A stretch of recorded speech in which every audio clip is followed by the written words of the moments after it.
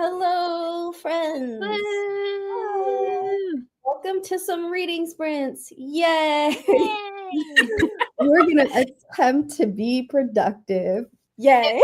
Yay!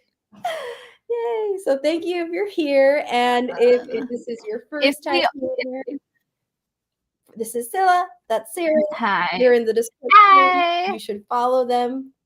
They're amazing. Yay! Mwah. We love you. We love you. Yay! If we all sound like we're exhausted, number one, it's because we are. But number two, it's because we're doing the sprint mainly to get some more pages read of Brandon Sanderson. And Literally none of us want to. You don't want to. Hold us accountable, please. Hi. Yes, please. We're Hi, so hello. We are. Hello. Hello, friends. Still playing D&D. We'd rather be playing D&D than reading God, this. for real. I did yesterday. It was amazing. Sylla knows the stories. Yeah, I know. I know. Also, very fitting, Sarah. I did, in fact, start Don't Let the Forest In, which is very fitting, actually, to whatever the hell is going on with your D&D sessions. Yeah, there's mouths appearing on bodies. Ooh. Mouths. That are called Charlie, by the way. Yum, yum. Because it was discovered by itching, and then the mouth bit the finger. So it's like Charlie bit my finger. Oh my god, that's great. It's millennial humor. Yay! Yeah, I'm so the first I think my favorite part about this is still the fact that one of them said, like, you explored his hole. Yeah, it was. I'm dead. There was some walking in at the wrong moments. There were some misunderstandings that of some cheating happening within the party. It was a wild ride. I was just sitting there and laughing. Fun. Because you're the DM, right, Sarah? Yeah. Nice. I was yeah. I basically gave all of them notes with different information, and then I let everything explode. That's awesome. I love that. DMs don't get enough credit. That's a lot of work. Awesome. Yeah. Hi, Peter. Yay. Oh, playing with Star Wars theme. That sounds fun. Hi, Roro. Charlie bit my finger. Charlie, no. Great. Yeah. Okay. Honestly, full transparency, the first sprint, I'm probably going to go make a snack. So that's what I'm going to do before I start eating because I'm hungry. I'm still considering whether I should start right away with Brandon Sanderson or whether I should use the first sprint to get my editing for my master's thesis for today, because I haven't yet. And I'm trying to add 500 characters to my paper per day. That's like great. It's not a lot. I know it's not a lot. It's like literally it's still progress. 5 sentences, but so it's still progress. Yeah. I mean, honestly, you could have progress is good. Yeah. You could have said that you were going to scrub your toilet, and I would have been like, yes, do that, because anything's better. Oh, I'll be reading On Swift Horses, historical fiction about horse racing with A-list popularity. Oh. Okay, that sounds fun. You deserve chocolate after 2 days of meetings. I do actually also have a treat. I made banana cinnamon cupcakes yesterday. Yes. This is my last one. Yay. How are they? Are they good? They're so good. They are amazing. Yeah. Like, nice. Genuinely some of the best cupcakes I've ever eaten. I could eat the frosting as is. Like, I could spoon it. That sounds good. It's a treat. Yeah, I'm probably going to use the first sprint to, well, I could have a little treat of calming down because I'm at home, which means reading Don't Let the Forest In. Mm-hmm. Or I could do Brandon Sanderson. Should we choose Joy for the first sprint? I think we should. I think we should be allowed one joyful sprint. Yeah, I also have a few pages left and we do not part, so I can finish that for the first sprint as well. That's not joy though. That To be fair, editing master's thesis is also not choice. So like my secondary option is also just at this rate I really will have to add Sanderson to the credits, but you know what? It is what it is. Oh Just listening man. while running errands. Then I need to zoom home and draft questions for my book discussion later today about Something Kindred by Sierra Birch. Oh, yay! Have fun. Draft questions. Okay, so I asked because I just go on vibes for all book discussions. So I'm like, wow, you make notes. Look at you. Reading Global Marxism, Decolonization, and Revolutionary Politics for my IRL book club. Ooh. That sounds really interesting. Yeah. Heck yeah. Sarah's taking notes immediately. Listen. I shouldn't, because I still have essentially one of these small Billy bookshelves full of nonfiction that I haven't read in the last 3 years while I've been writing on my master's thesis. That I'm so excited to get to once I don't have to anymore. Anyway, but yeah. The fact that you're doing this is impressive. I just want to be done with it. At this point, I'm only skimming anyway. That's true. That's kind of where we're at. Hi. Hi, Sky. Reading Utopia for Realists. Hermit's reading Red Rising. Hal says it's by Simon Fade. Manchester University Press. There you go. Simon. For Sarah's notes. Yeah, I'm gonna edit. Okay. Let's see. I'm getting the timers set up. And I know it's later where you guys are, so if at any time you feel tired and want to go, no worries. I'm here on. We'll see what we get done. I do want to.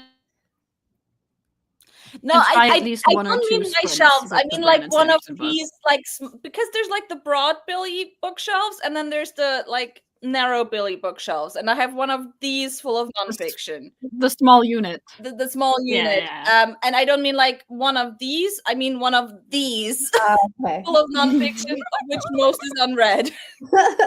Because I keep on buying and then I keep on not reading it. That is so real. Tell me you're a booktuber without telling me you're a booktuber.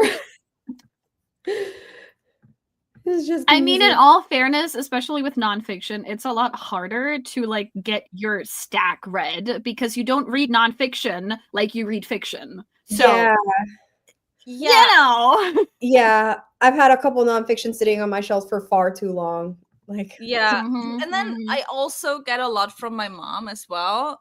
Nice. So my mom either buys them for me or has them already and is like, you still need to read them. Go read them. Which my mom, Sylla, knows. My mom, this that you see behind me, like at least double this, and that's her nonfiction library. Wow. So like the entirety of my old room at her flat is just like all the walls are full of bookshelves and all of them are full of nonfiction. That's kind of cool. And then she also has her fiction library, but yeah. Good job, Mama Sarah. Yeah, I never had a chance. No, for real. I strive to be like her one day. Okay, what do we want to do for the theme for our first sprints? We have options. We can go. We usually always have. And there's crocodiles now.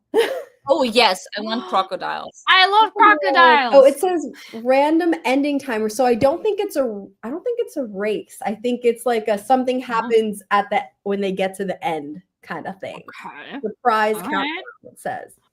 Want to try that? Let's do it. Nonfiction, usually I need to set a goal for the month or season. Yeah, this is why I'm doing the one a month thing. Yeah. Yeah, I usually had one every 2 months, and then I did like 3 per year in the end. Which is still more than the average. So Yeah, to be fair, also a lot of my nonfiction, like one of the years was I read the Capital in the 21st Century by Thomas Piketty, which is like 600 pages, 700 pages. So couldn't okay. do that in 2 months. Yeah, I get that too. Notes are helpful. Sometimes I do them, but a lot of time I'm just like, wee, whatever happens. Okay, I'm gonna share screen. So it looks like the crocodile is gonna be coming towards swimming towards the shore. Okay. You can see they're over here. This little dude Oh. right here. Aww. Okay. And I guess He's just a there's baby. a baby. And then something's gonna happen at the end of the 30 minutes. I don't know what. Okay, I mean, why not? Why not? It's different. After that, I guess we can go back to our regular scheduled races. So, okay, so is 30 minutes okay for the first one? Mm. Awesome. That sounds good, yeah. Okay, cool. Are we ready? Yes. Get set, go. Woo. Woo. All right, see you in a bit. Bye-bye.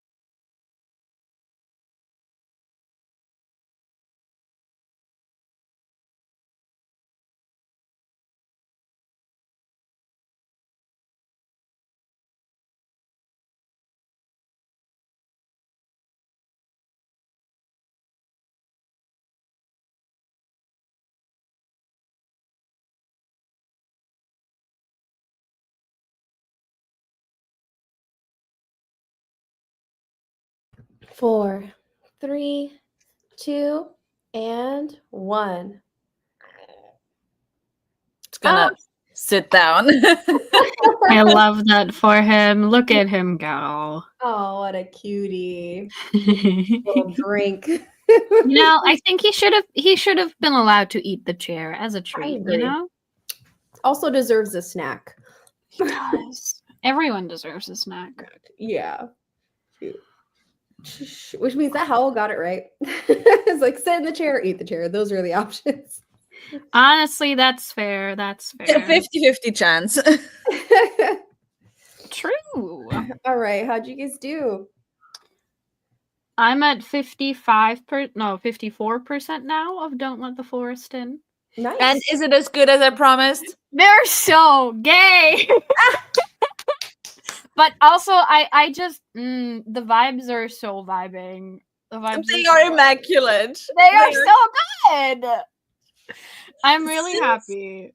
Since December, it feels like I've been sending Sylla a TikTok a day of people either talking about Don't Let the Forest In or of the author, like sharing quotes or something. I'll be like, please read it. I mean, I've been following the author for a while now because they have this meme account on Instagram and also Twitter where they post like author memes every now and then, and also like some aesthetic videos of like books they've read or books they've written themselves. Mm. And I have been meaning to pick this book up for so long. The literal only reason I was hesitant was because it is YA, and I am so careful with YA at this point. But like the fact that Sarah, who is equally as careful with YA right now, if not more Actually, so, more probably. yeah, I think I still read more YA than you do. Yeah, At least read, in like, some like 5 a year or genres. something. Yeah. So like I was like, you know, I do trust that it's good, but I also don't want to buy it immediately because at this point we only buy YA books if we really want to have them. But then my library got a copy, like Libby got a copy, I think like a few days ago or something. I was like, mine me first. Also, if at any point during this live stream I start screaming, that is because I am following the live election results, and Oh right, that's today. Bad. Oh my gosh. Oh boy. They updated, like it's so fucking bad. Like I think Sarah knows a little bit about our parties, partially because I keep yapping. I mean, but no, not because you keep yapping. It's because I sit in the country next to you, and our news shows probably more of your elections than your news shows of ours. Because Germany to Austria is like the US is to the rest of the world. And I will stand by that. That makes kinda, a lot of sense. yeah. Anyway, so our our centrist party, they're not centrist. They call themselves Christian Democratic or Christian Socialist Union. They're neither of those things, but that aside. So they've now officially said that they're not going to form a coalition with our Green Party. And that's not the Green Party sucked up to them so much. Well, I didn't hear anything that was just said. Listen, they have not said the same thing about not wanting to form a coalition about the fucking AfD, aka our Nazi party. They are literally more firm on not wanting a coalition with our Green Party than with our Brown Party. For a second right now, though, I just have to say it is kind of hilarious. After that post you showed me from the Green Party was like, hey, vote the left party that still has a chance to be in the coalition. It's so fucking stupid. It is deeply ironic the way that everyone is scrambling about this. Like the only people who have consistently made at least semi-good choices in how they present their party is legit our leftist party, aka they're just called the left, basically, in German. Like, they are the only ones who consistently have made relatively good choices in trying to reach the people who want to vote for them. They are currently like the prognosis is at I think 8.6% for them, which is the highest they have ever been. So like they're doing something right. Literally every other party, especially the ones that pretend to be on the left spectrum, have fumbled so goddamn hard this time. It is so embarrassing. I'm so sorry. Meanwhile, the left was so good that I've seen posts by Austrians be like, left parties in Austria are fumbling so hard because they do not have an online presence at all. Yeah. Interesting. Why? Oh, like our left party is online. They're like on TikTok and everywhere. Meanwhile, our parties at most, like if they're on TikTok, they like show videos of like parliament debates or something, but like they don't try to reach the younger people.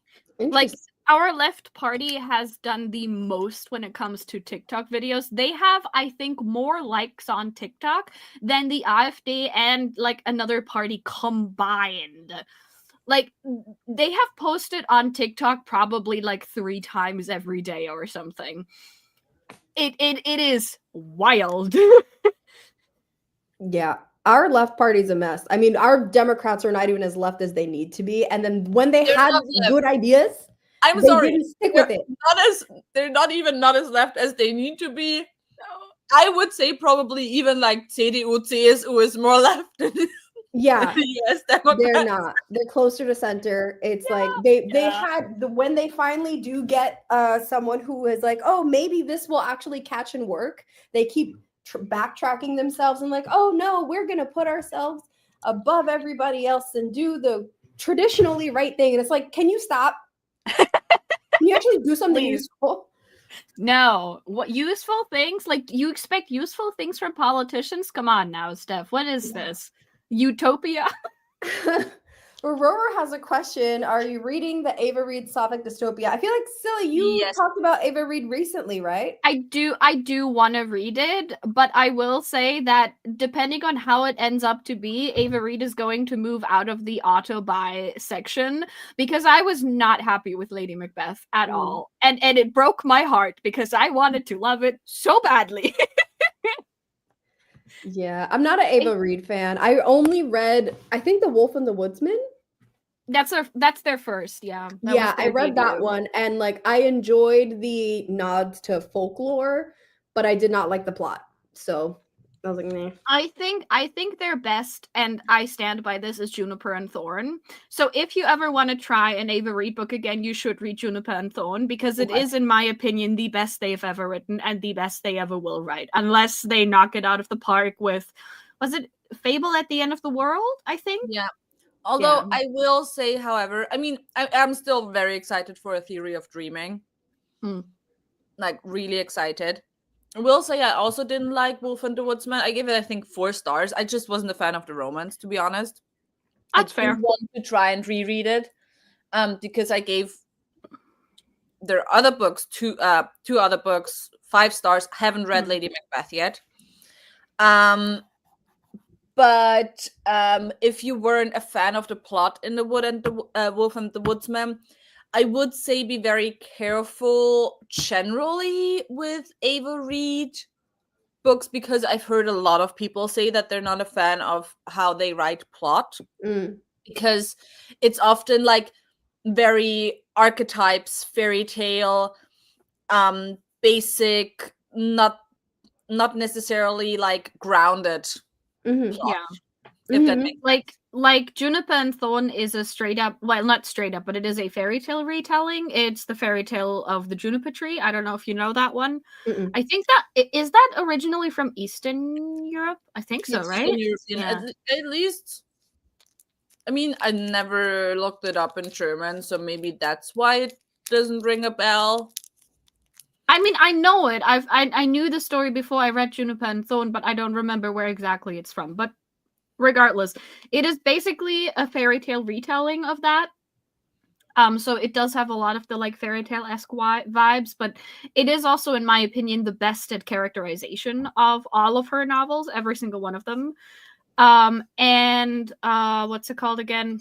A Study in Drowning is like, I don't think it has like a specific fairy tale inspiration of like a named fairy tale, but it has also a very big fairy tale vibe because it's basically set in this world that vaguely resembles our own in a way, just not a modern version of it at Like all. vaguely Welsh.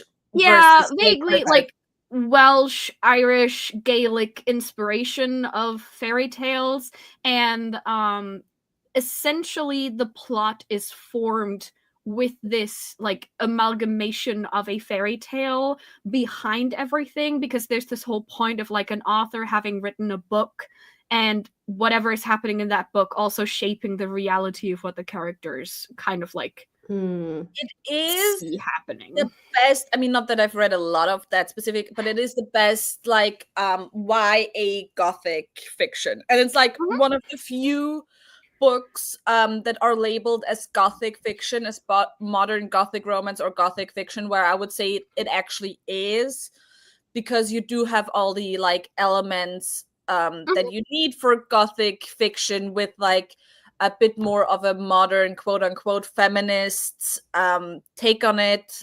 So you have this like being drawn to the other, but also the monstrous, and the monstrous being drawn to the maiden, and that just like mixed a lot with themes of like being over sexualized, sexual assault, the vulnerability of young womanhood, and a lot of that. I mean, that's essentially why Sarah and I love Ava Reed's books, is because of she consistently does that. Okay. It just so happened that it did not work for me when retelling not a fairy tale, but an actual play. Because sense. I did not agree with the way that they portrayed Lady Macbeth. Okay. I might give it another chance. That's why I'm very interested to see what I think of Lady Macbeth, because I haven't read Shakespeare's plays aside from Hamlet, because I don't enjoy reading plays. I enjoy watching them more than reading them. Yeah, very fair. Just my brain just can't like consume them when read. I really, really struggle. Yeah. But that's why I'm also very interested to see how you like it, Sarah, because I'm so interested to see if it holds up as a story as opposed to a retelling, because I do have the feeling that as a story it can work. It just doesn't work as a retelling for me. I'm not going to get into too many details because first of all, that's spoilers for everyone, and second of all, I want you to go into this with as like blank a mind as possible. No, you've already like spoiled me enough, because I think the only reason why it has taken me so long to pick it up is because I am worried that I won't enjoy it. I'm sorry. Also because like Macbeth is one of the plays I'm more familiar with. Like I never saw it or something, but I went to theater school, and so we did a lot of Shakespeare, specifically shortened versions of Shakespeare, and we did a production once of Macbeth. So I know the general story and like the figure of Lady Macbeth a lot, because she was like one of the only ones. Like the shortened version that we did almost focused more on her than on the actual main character. Our theater, I support that. Our theater guide did that a lot. It was the same with Hamlet, where like Ophelia had pretty much all her important scenes, and Hamlet has like 99% of his scenes cut. Wow. Love it. Love to see it. I was Hamlet, by the way. It was amazing. Oh, sorry. It was really fun, actually, because it was this thing where in our third year we would have like 3 hours, and in those 3 hours we would do 5 shortened versions of Shakespeare plays, and we were told which we were doing, which I think for us was Much Ado About Nothing, Midsummer Night's Dream, Hamlet, Titus Andronicus, and the comedy where it's like the twins. I don't know which one that is. Is it As You Like It? Yeah, that As You Like There It. we go. And we were allowed to like write our top picks of what we would want to do. And I don't even remember what I picked. But in the end, like our theater teacher and our headmistress was our English teacher. Like they talked to us together who they wanted us to play. And our headmistress was like, so I know that none of like what I'm telling you right now, this isn't one of the roles you chose because whatever. But like the last time we did Hamlet, a girl played Hamlet, and it was like the best Hamlet that she ever saw. So she wants a girl to play Hamlet again. We And I was love like, that, honestly. We I love mean, that. duh, of course. And now I don't even remember if I played anyone else in any of the other plays. I don't think I did because That was just the best one. I love that. I do love this idea of like making shortened versions of Shakespeare's plays because like as you can like or dislike Shakespeare however much you want. I don't really care because I also have pieces of him where I'm like, I mean, it exists, I guess that's fine. But like at the end of the day, you cannot get around this man. Because at this point we have so many books that just follow his plots even if they don't announce it correctly. Like Macbeth, for example, is the big instance of scheming royal family that completely eviscerates more than half the cast because why the fuck not? Hamlet is a similar thing, but Hamlet is a family drama on top of that, so it's more about intricate family dynamics and less so about, well, I want to be king, so I'm just going to kill whoever gets in my way, I suppose, which is what Macbeth is all about. And so you can't really escape his stories anymore. And so I really like this idea of like getting students to know Shakespeare in fun ways as opposed to having them sit through the like actual long plays. Like especially in the kind of language that Shakespeare used to write it in. Like I'm fine with it right now, but I would not have been fine with it, I don't know, 7 years ago or something. So I think now that I remember, that's also why I know Macbeth quite well, because like my dad is an English teacher and he would do plays with his students, and with like younger students he would do the Billy Goat's Gruff, and with older students he would do Macbeth, and like learn it through playing. He's not a theater player, whatever. It was more so like having a fun approach. And I like once, like he asked me once if I could transcribe, because like the version that he had was like from a book or something, and he wanted like a digital version of it, so he asked me to transcribe it. And it's like short things, it's like 20 to 40 minutes at most, so like you do lose a lot, especially like the long monologues, but it's still really fun. And I mean, honestly, as a like first introduction, it's important to have the plot down. If you don't have all of the monologues down or every single one of the fun and witty banter dialogues, that's okay. The important thing is that people know the plot now. So we can worry about all of the other stuff later. Although I can remember like one director's note that I got from our theater teacher, which was just so mean, was like I had one monologue and I was like sitting. It was like the one that like the time is out of joints, something.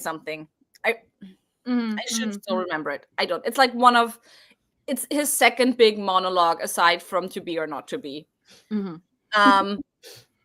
And he was constantly like, Sarah, get up more gracefully. You get up, you look so heavy. Get up. I'm like, I don't know how to. Were you tired? No, it's because I couldn't get up without like pushing myself up with my hands. And so I don't know, it looked awkward, I guess, and too awkward for the character. But you know, okay, that's so mean. What? Speaking of being awkward, shout out to like if anyone who's in the States wants to go see a really good rendition of Shakespeare's plays, there is a group called the National or North Atlantic Asian Theater Company. So it's only Asian actors, and they sometimes put on renditions of Shakespeare, but they use thrifted objects. And so it's an entirely thrifted show. And I went to go see them do Romeo and Juliet last year, and Lady Montague was a coat rack. It was Oh the my god. best thing ever. That's And amazing. I love most of the female roles were played by men, and a lot of the male roles were played by women. So it was almost like a gender bender in a way. It was great. It was great. Oh, that sounds fun. Yeah. Honestly, Shakespeare would have loved a gender bender. Like, Mhm. that guy was fucking I wild. mean, not would have. He did He love. does. He did. That's actually also that was something that was incredible because for Titus Andronicus, which for those of you who don't know, Titus Andronicus is pretty much Shakespeare's most brutal play, and it's the one where a lot of people like it's the one where people, aside from the general conspiracy theory of like ghostwriter, are the most like he didn't write that, someone else wrote that. Because for those who don't know the plot, basically the plot is you have two Roman generals.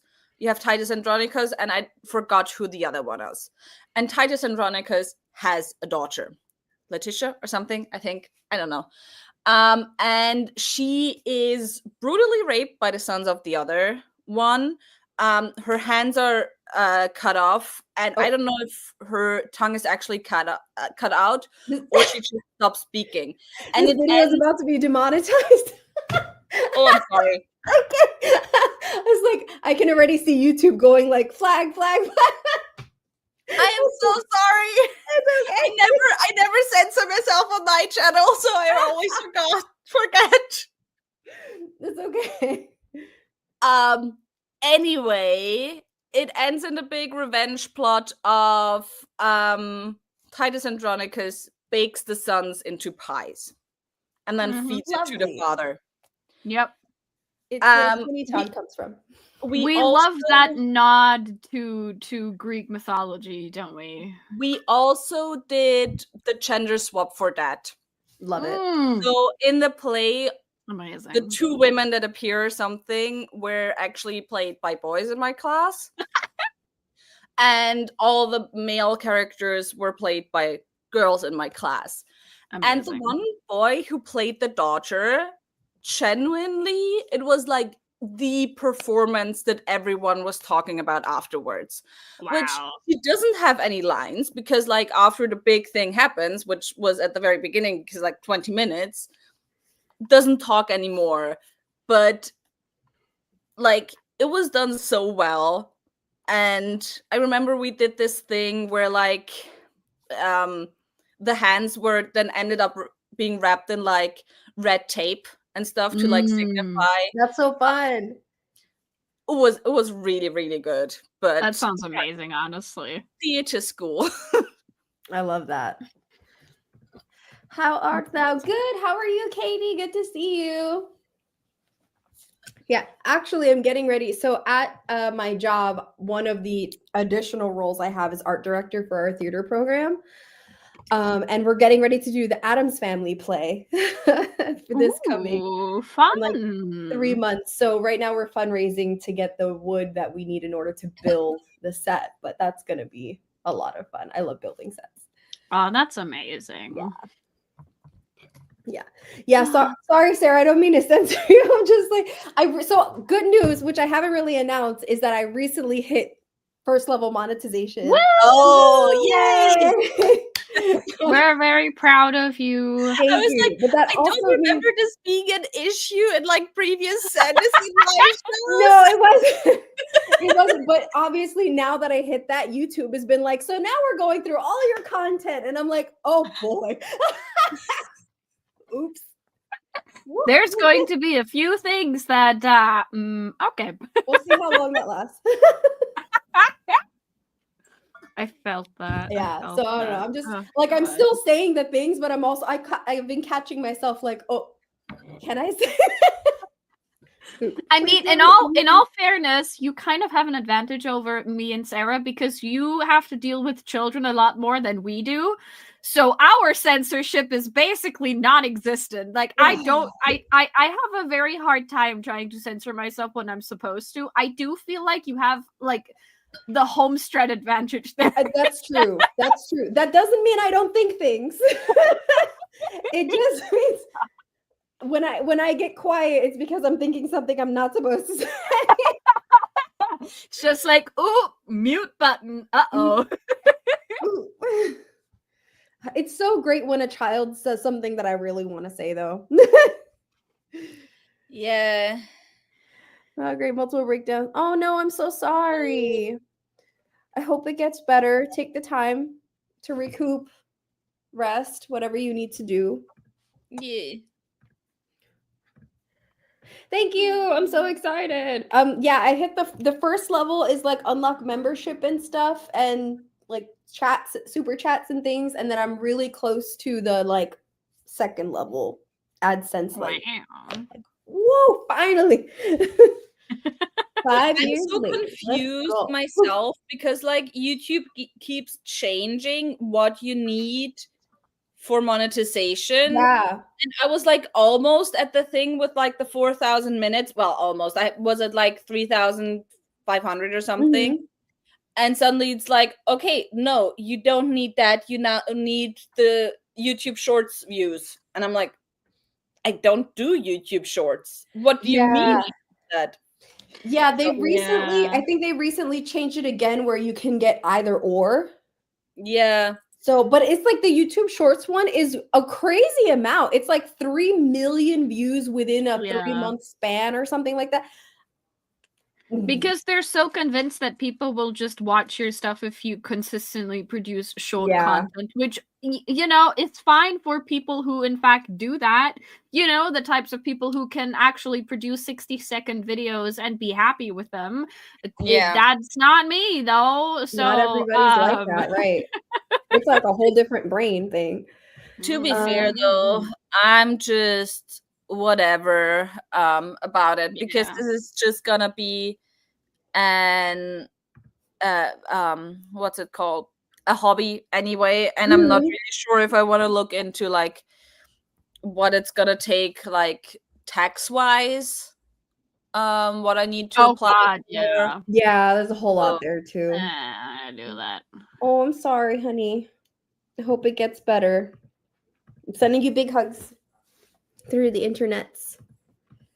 I don't know if this helps, Katie, but if you have a favorite snack or something, you can tell your parents that one way to help you is to stock up on that. So whenever you don't feel like eating an actual meal, put a snack next to you because chances are you might start nibbling on it even if you're not super hungry.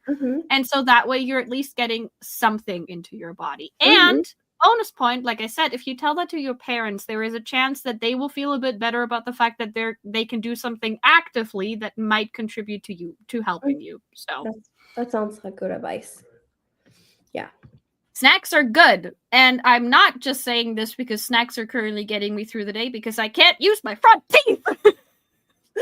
Sylla. The teeth. Oh no. I know I've had so much work done to my teeth in the past 2 years. It took me 2 years to fix. I had chipped one tooth on each side in the exact same position because I was grinding my teeth that night. So I broke two of them, and it took 2 years of dentist visits to finally fix them. I'm like, oh my God, it's over.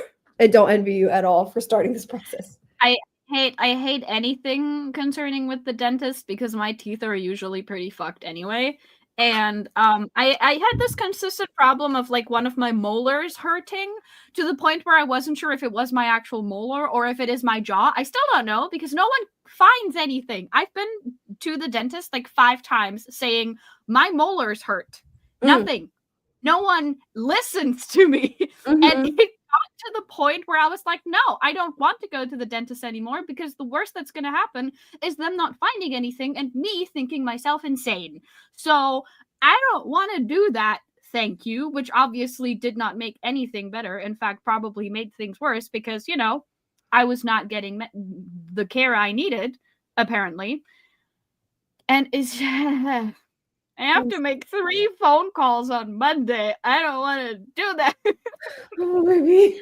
I will supportively scream at you tomorrow. Thank you. I can call my dentist at 11 a.m. and I think I can call the other 2 places earlier than that. So I'm probably going to start with those. So Sarah's going to be your accountability buddy. Yeah. I just need to figure out. Great. Like in January, we had a week. No, it was actually, I think it might have been before Christmas. It might have been, yeah. where I had to do a few doctors' calls, and Sylla had to for a dentist. It was actually a dentist call. I completely forgot about it. I didn't know if Sylla forgot about it or just like consciously neglected to remind us. We will never know. We will never know. Also, we love Costco. So I don't know if you guys know or have heard anything about this because it's American news. But Costco is one of the few places that when an executive order came out last month of trying to cancel all DEI related things, Costco was like, what if we don't? Nice. And then a bunch of activists went to actively support Costco. So we love Costco. You know what? We love that. Yeah. I hope you get your snacks. And that, well, at least you're getting an answer as well. Pretty sure my teeth are not as bad as the memes, but still. There's a dentist shortage, really. Well, there's a competent dentist shortage here, if that makes you feel better. It's also, once again, this really weird thing with teeth where it's like, is it covered? Is it not? Who knows? I had my dentist appointment, my like yearly dentist appointment recently. The checkup, the like controlling everything, which I'm gonna have to get like one tooth slightly drilled in because I have like contact, whatever it's called, because my jaw is too small, and so like the teeth rub up against each other. It's a whole thing. Anyway, they're cuddling. And then I had this thing where, like, here you call it mouth hygiene. It's basically you're supposed to do it once a year, and they clean your whole mouth. They get like rid of the plaque and everything. And when we say clean, we mean they fucking rub everything out of your mouth, polish it, everything. Yeah. It's like, it's rough.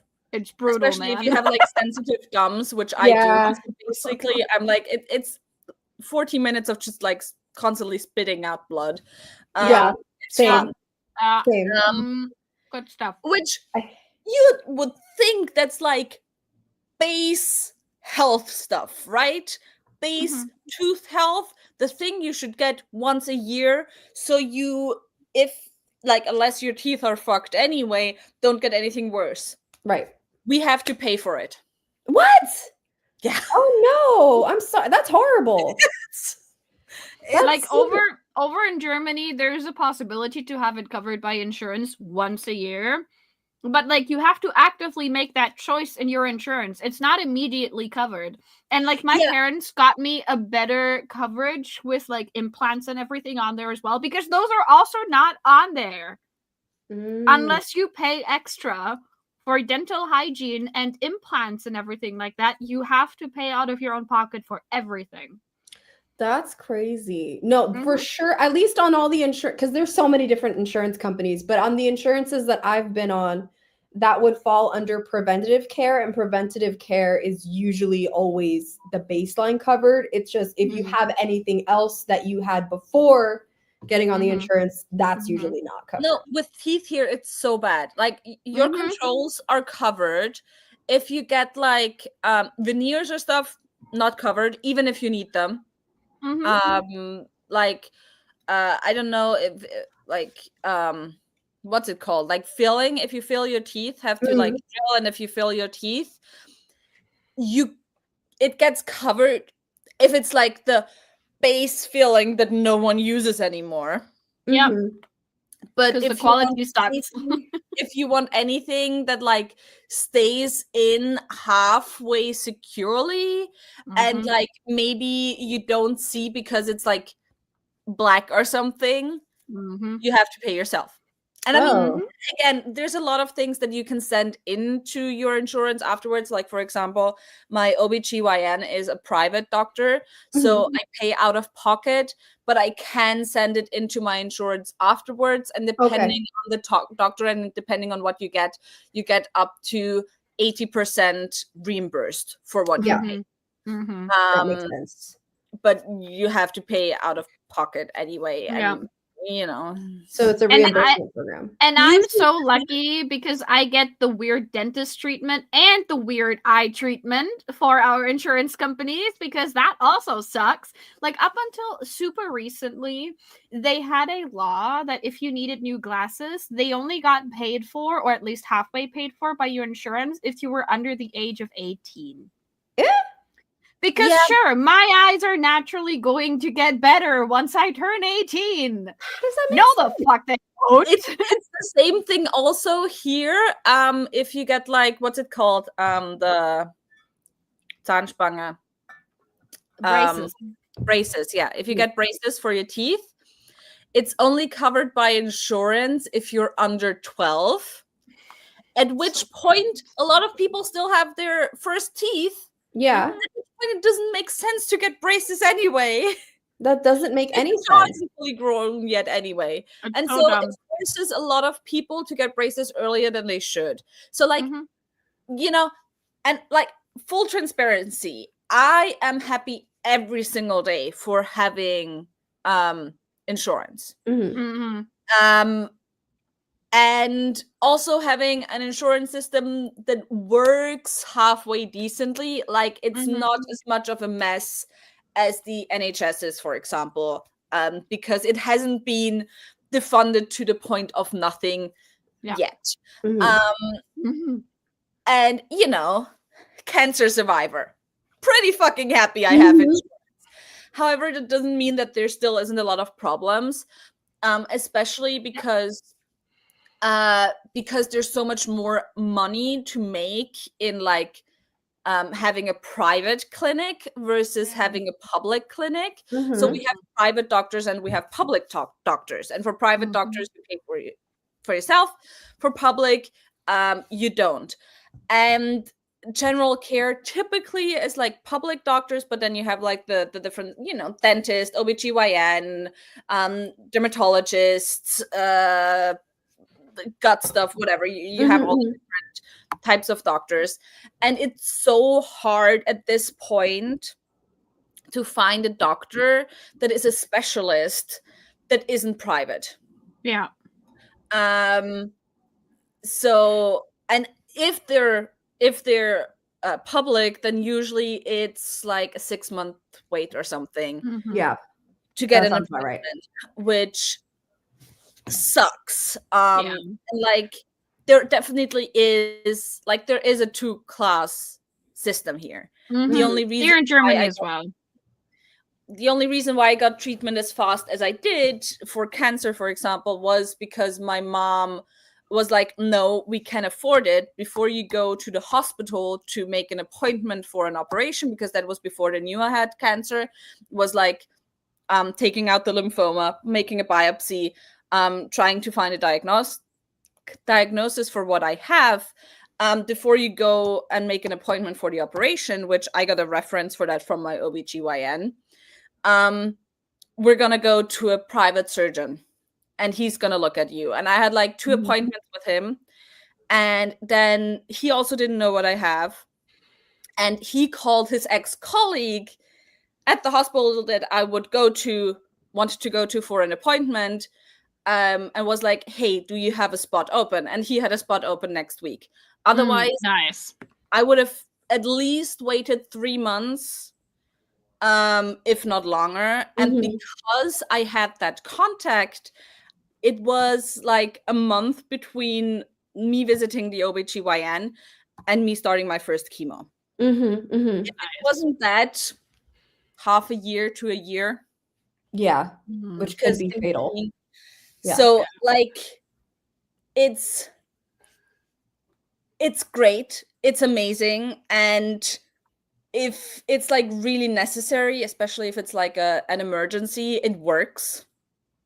But also, it's still shitty because people don't get, and that's the thing that's so upsetting, people don't get that like having a health system that works doesn't just come with like privileges of having this health system, but also comes with, you know, having to do stuff, which is paying taxes and working and voting and not letting the fucking right-wing parties who want to privatize everything.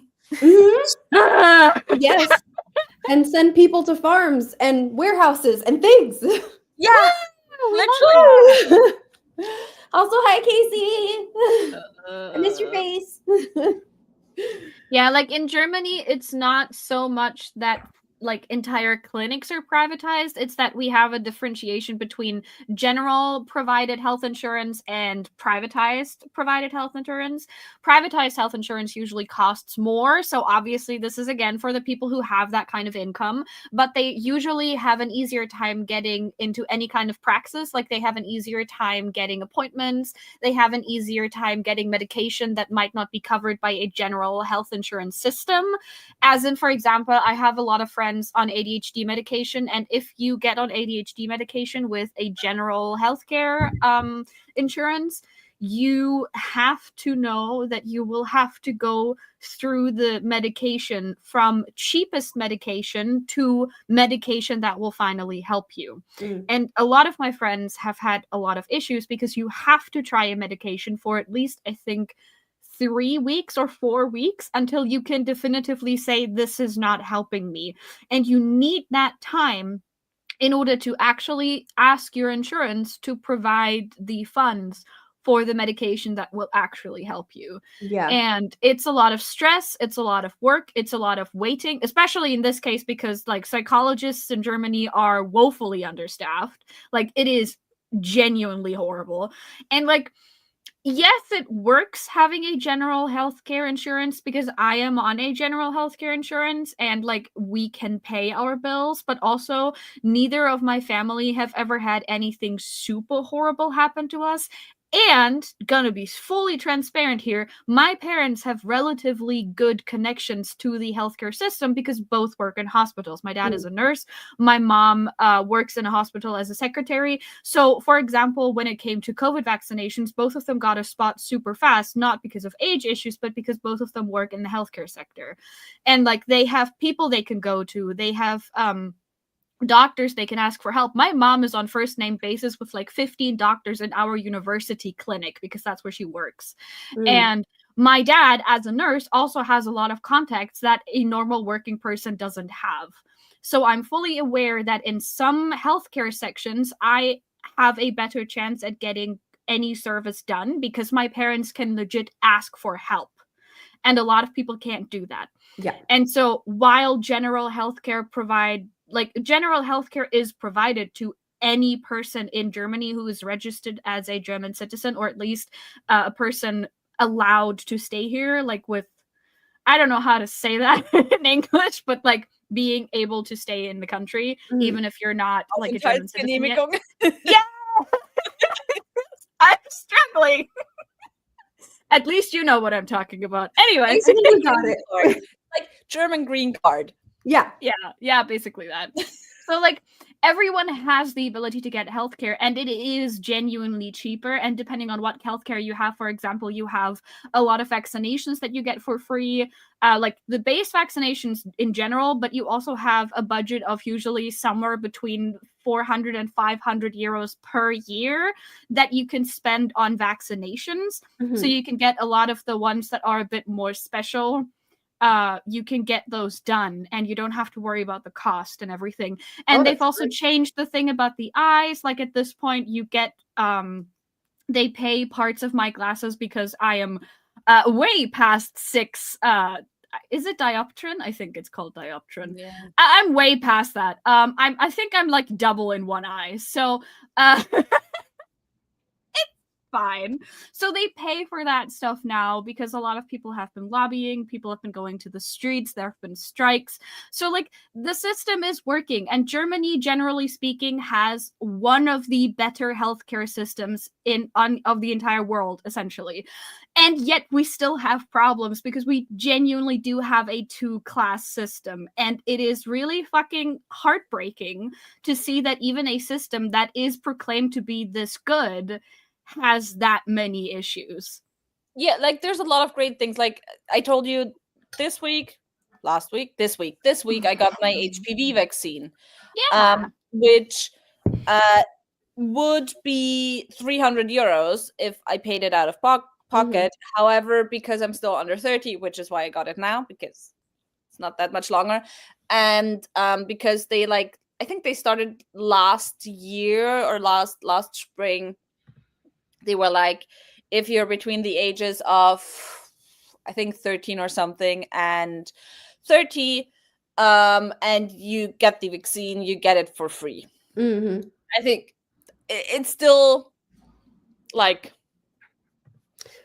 so a little bit bullshit, because I think the assumption partially is also because you're more likely to get it if you're more sexually active. That's why you get it for free if you're younger, and also because I think it's more like the older you are when you get it, the less likely or the higher the chances that it doesn't help. I think something along those lines. So that's why they put the age limit in there. And again, I had chemo. I don't have to worry about a life debt. It's like not at all. The only thing I had to pay was because you do have to, like, unless you have private insurance, you have to pay, I think it's 20 euros or something per night you stay at the hospital. That's so cheap. I'm sorry, my what? That's wild. Sarah and I both I mean, it kind of sucks. And Steph is over here I would stay there for free. I would pay that in a heartbeat. The average cost over here to stay in a hospital overnight is probably a month's rent. It's crazy. Sarah and I, there's a German saying. It's called "Meckern auf hohem Niveau," which basically translates you're complaining on a very high level of something. So basically, that's what Sarah and I are doing. We're over here listen, there's a lot of things that suck, but at the end game, usually you're not put into life debt because you have some sort of medical emergency. Yeah. No, seriously, health insurance here, as you all know, is complete trash.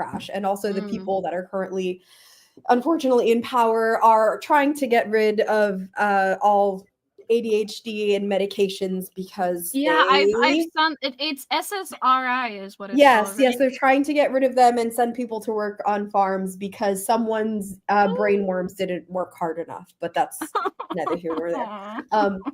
And it's if you don't have good quality health insurance, if you're on Medicare, which is the public health insurance, which I've been on before, because with every job I've been, it's always been the health insurance changes.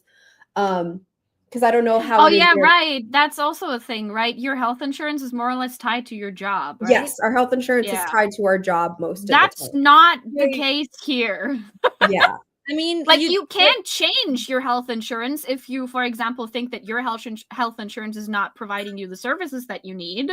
Yeah. And you can also, while you have to have a baseline insurance in this country because it is required by law to have that, you can also decide if you want to pay some extra, for example, my parents do, for our eyes and our teeth. And I think you can also pay for gut preventative care or something like that.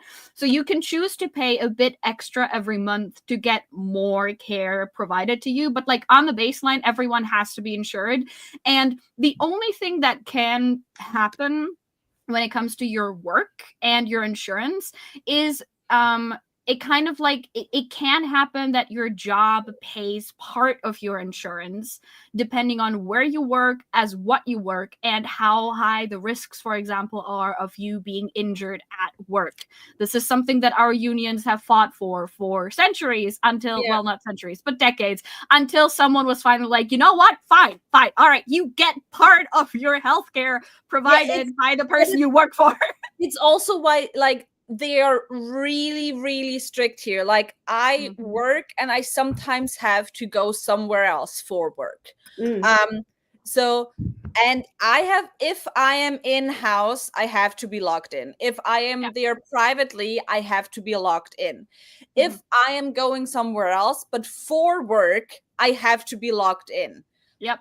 For insurance reasons. So they Yep. know, like, because for example, it makes a difference if let's say for the museum, I have to go to a school because I have to, I don't know, I have a workshop at a school with with them.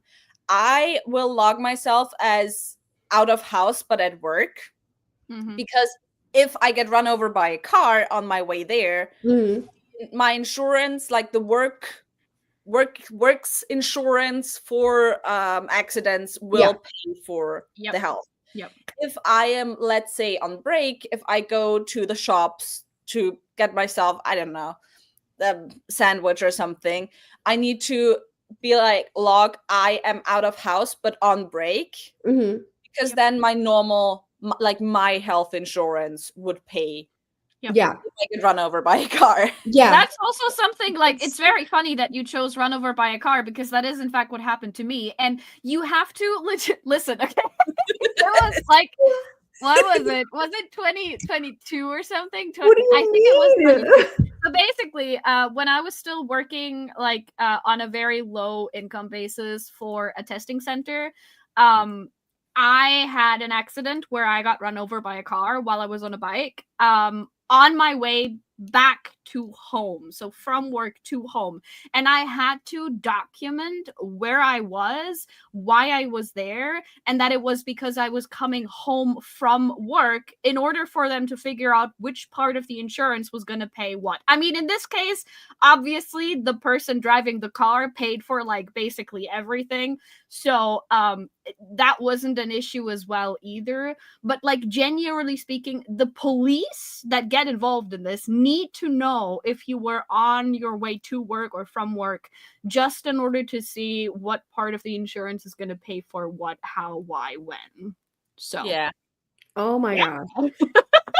So but when we are not, I mean, again, I think this only, I don't know if this only applies to my job or isn't applicable to all jobs, but health insurance is tied to employment here. So every employer has a different contract with a different health insurance. So if you change to a different job, you have your health insurance quality is completely subjective to the contract that your employer has with the insurance fucked, company. man. It is. What the hell? Here, it's also not like you can, after the fact, be told, well, actually, your insurance won't pay for this. No. You will be told up ahead. If I go to a private doctor, I know. If my private doctor puts medication on my e-card so I can go to their pharmacy, and that medication isn't covered by health insurance, before I pay for it, they will tell me. Yeah. Also, Casey, I also remember you sending you pictures, because I was incredibly bored in the hospital because my glasses were fucked, so I couldn't see anything. And I was like, this is the best time to take very close-up selfies of my banged up face and send them to one of the only people I know is awake right now, because it's in the middle of the night. Oh no. It was great. No, I'm so sorry.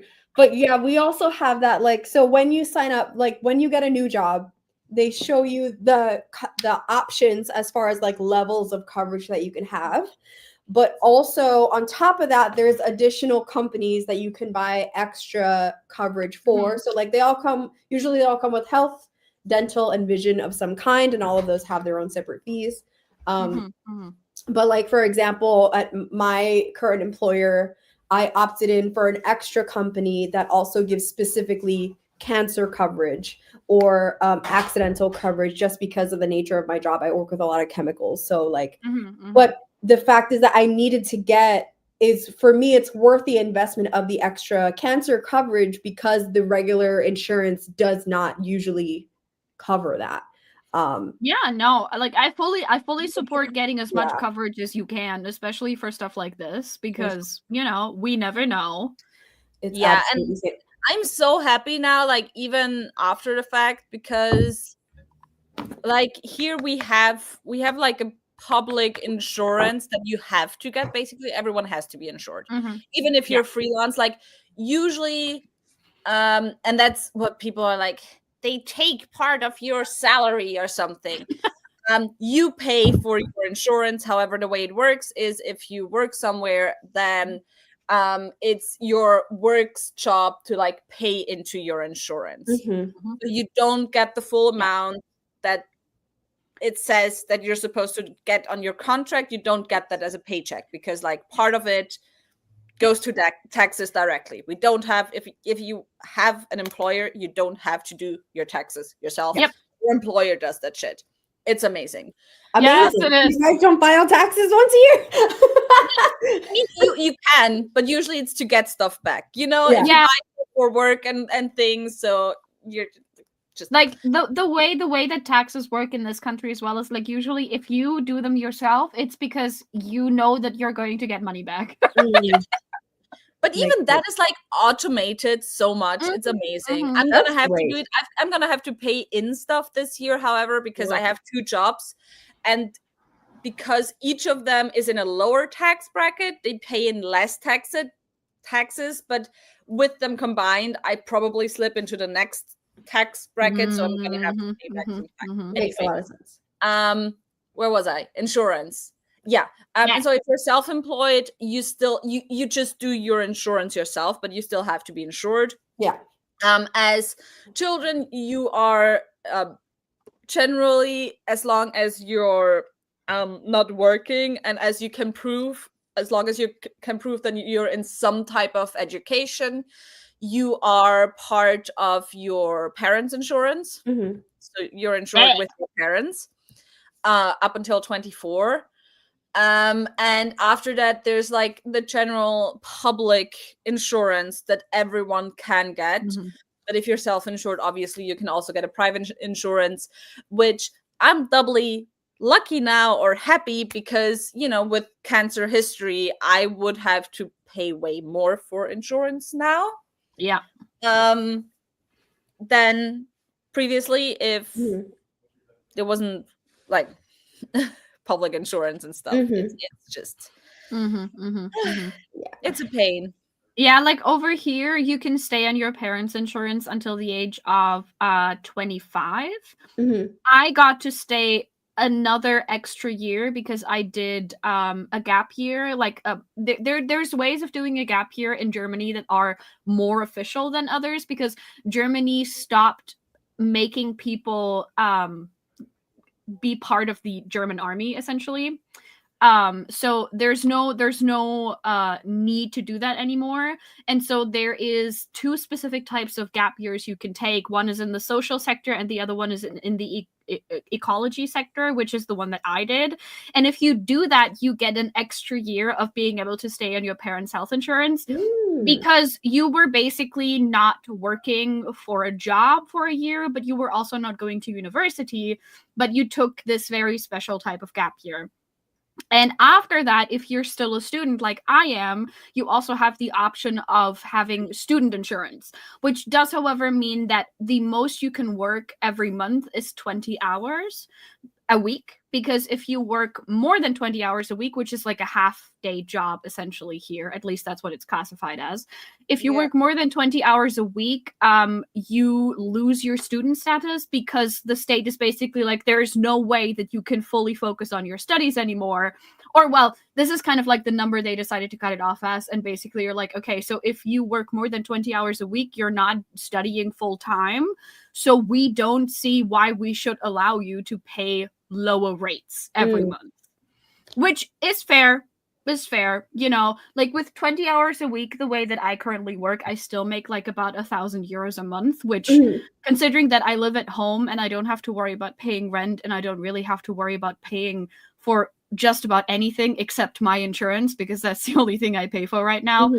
I'm super fine with that. And I personally think it's okay to have a number where you're like, hold on, if you work that much, are you really studying? Okay, you know what? Fair enough. You know, I freaking love that because let me tell you, the way the way that the way that here, it's also like if you make too much, now we're getting into FAFSA. If you make too much money as a student, or even just in general, because they count the parents as well, or the family, the people that you live with. So it's like, if you make too much money, then you don't qualify for tuition assistance. But it's like, I also had to do 3 jobs to be able to pay to put myself through college while also doing internship. And it's like, that's not physically possible with the amount of hours in a week. And they were like, we don't care. Here's a bill. I'm like, wow. oh. Yeah. Yeah.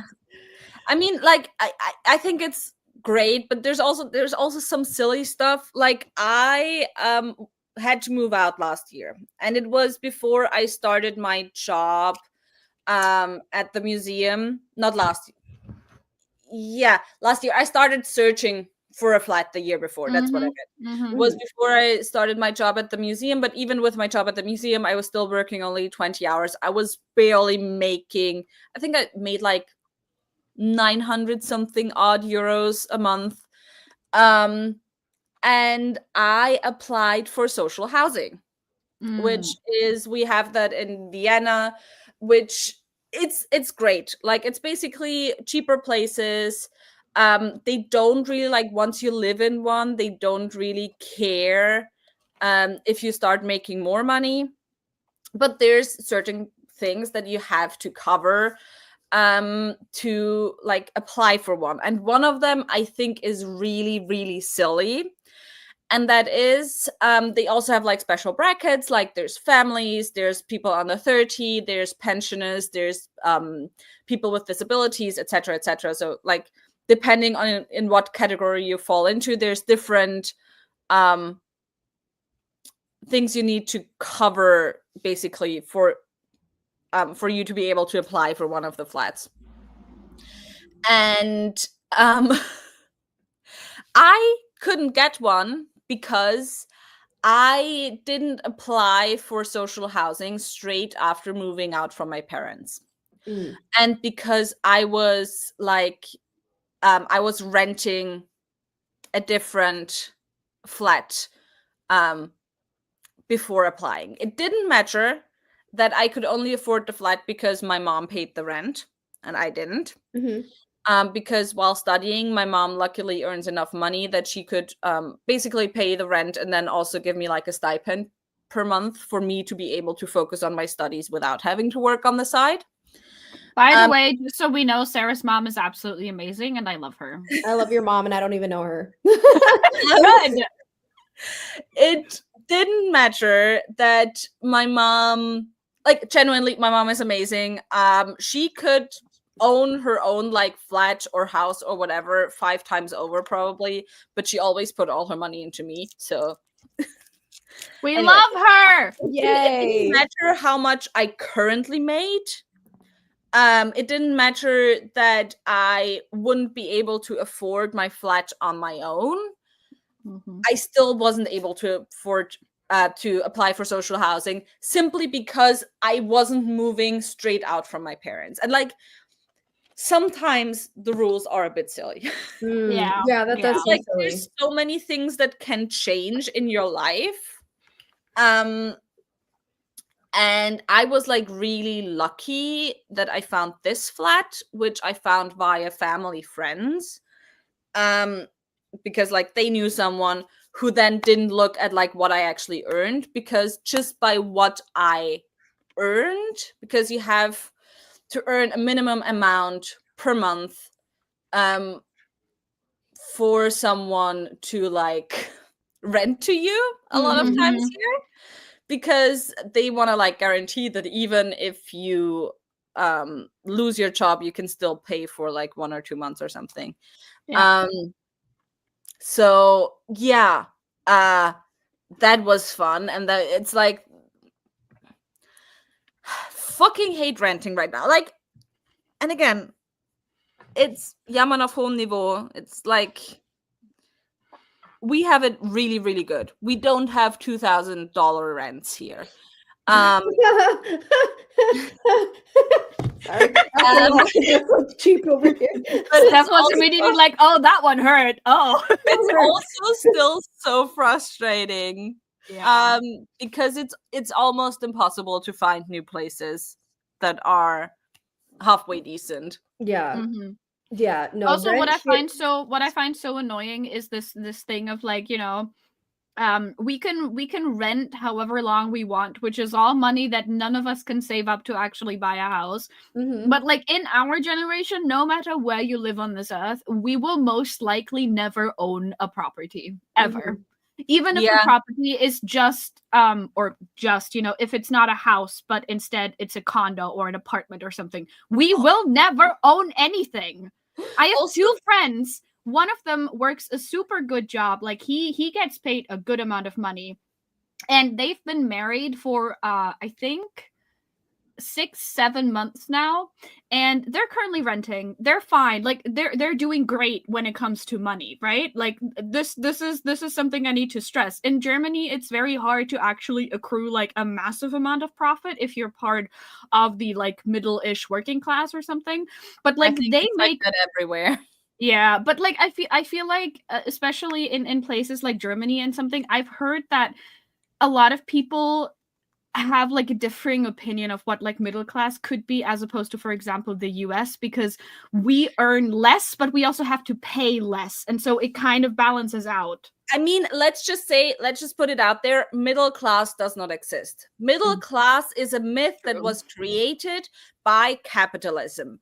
There's True. two things that exist: working class and not working class. Mhm. Working class means you need to work every day of your life.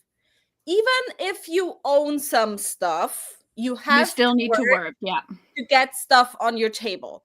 Then Yeah. you maybe have like working class who owns some stuff and who has it a little bit better, and then you have the people who do not have to work. Yeah. Mhm. That's what happens. You do not Yeah. have lower middle upper class. Yep. Yeah, That- so that- like Okay. let's say my friends are in the somewhat more affluent part of working class, right? Yeah. And they were looking around for property to buy. Now, they are not looking for property to buy in Munich because you cannot buy anything in Munich unless you sell like 15 people of your family. You Or cannot buy you're my anything in Munich. cousin who was like manager position at BMW. So Okay, you know what? But that's BMW. That's a different thing. If you work for BMW, you can probably do whatever the hell you want. Anyway, so like they don't want to buy or rent anything close-ish to Munich. They're currently renting about an hour's worth of time away from Munich by train. I would have to say, not by car. By car, it's like 35 minutes or something. And like he earns super good money. She currently doesn't, but she's on her way to like get something there. Her parents are pretty loaded as well in like comparison to, for example, my parents, who are not that loaded because both of them work in the healthcare sector, and the healthcare sector gets screwed over. But so they're doing super well. They were looking for prices. They could not afford a single thing that looked even remotely like something they would want to buy and then have for the rest of their lives, because you cannot pay anything. Like my friend dead looked me in the eye and was like, if you don't have 100,000 euros with you, you cannot buy anything. You cannot even think about buying. You can do nothing. Like, full transparency, Sylla knows, this week I was at the bank. I was at the bank, among other things. Like, I know that I can't afford it right now, but I was at the bank just informing myself, okay, how would it look if I wanted to buy a flat somewhere in Vienna? Because, sure, if you have a credit, like, you don't pay rent anymore because you own the flat already. So instead, like, how much more would it be to pay off the credit than what I pay in rent right now? And for a like comparable flat to the one that I'm renting right now, which to be fair is on the cheaper side a little bit, I would pay like between 1.5 and 2 times what I'm paying now. I am right now paying like, and that's, by the way, not counting like energy and gas and whatever. So that would add to that. So that would be like definitely 2 times what I'm paying now. Right now, what I'm renting is about, actually, I'm not doing too bad. It's like 40% or something of what I earn. which it should be at around 30%. Mhm. Your rent should be at around 30% of your monthly income. So I'm already above that with a cheaper flat. Actually, no, I'm not, because I just forgot that I have 2 jobs because I'm only counting my 30 hours right now because the other one is like with a time limit. It ends at the end of the year, and all that I earn from that job goes directly into savings. Mm. But like, even if I had my own capital or a good chunk of my own capital, like a fifth or something of the credit, I would still pay over half of like my 40 hours, so both my jobs, right now, to pay back the credit. And that's not counting gas or anything yet. So like, it's just not feasible Yeah. at all. And it's like, sure, I guess if you're like a little bit like, if you earn something, because I earn like shit. I met an old class colleague recently, and she was asking what I earn, and her eyes went like this when I told her, because she was like, that's for a job where you need like a degree? What? I make about the same as cashiers in Vienna, which I don't think personally, by the way, I'm just saying this as a comparison because we all know that like learned jobs often pay less. I'm not saying that as an info because I don't actually think that just because I have a degree automatically means that I deserve a job that is better paid. It's just how our society works. But yeah, it just genuinely sucks. It does. It's crazy. It's like, so I guess for an American perspective, like, yeah, it should be 30% of your income, and rent is so expensive here, especially because I live relatively close to New York City, which is one of the more expensive areas in the entire country. And it's like, I live with my fiance, and we split the rent. And even with splitting the rent, it's still 30% of my income and probably 30% of his income, which means that if it was one person living by themselves, it would be at least 60% of that person's income, which is completely impossible for anybody to be able to afford to do anything by themselves. You have to have people with you. And then add on top of that student loans. It's like, well, how are we ever supposed to save and be able to own anything with the You're student not. loans That's the secret. You're not supposed to save anything. Never. What is Thanks, saving? Megan. Nah, we don't do that here. Yeah. I'm sorry for all your excuses. That's okay. I think if anything, this gave us a lot of insight. It sure did. I mean, you know, considering saving things, we're not going to talk about the fact that I'm going to put some of the savings that I've now accrued with my job into a tattoo, but that's because treats. Yes. Also, just adding to this, I also work in the part where we're like the front-facing people, so I do tours and workshops and everything. We get paid shit. We literally get paid shit. It's a struggle. Also, I don't want to say anything, but we're now almost 2 hours into the live and we still haven't started reading Sanderson, which was the original intention. That is because it's more fun talking about how financially fucked all of us are than reading Brandon Sanderson. Wow. Sarah has a point, though. We should probably do another sprint because we haven't sprinted in like an hour. Thank you. It actually was. So we are going very minimal. We are not going for an expensive wedding because who can afford that in this economy? It's a very small, select group of people. I actually bought my florals this morning, which I'm very excited about. Ooh. Yes, and I'm not getting regular florals. I'm getting wooden florals. Oh, so you can that's cool. Yeah, and I got them. They're actually like a third of the price of what traditional flowers would be, and they last forever. Damn. Okay. Amazing. Yeah, Highly recommend. Tattoo, yay! Okay. Yes, I agree. I'm here for like, I'll spend the money on Joy because never gonna be able for the permanent.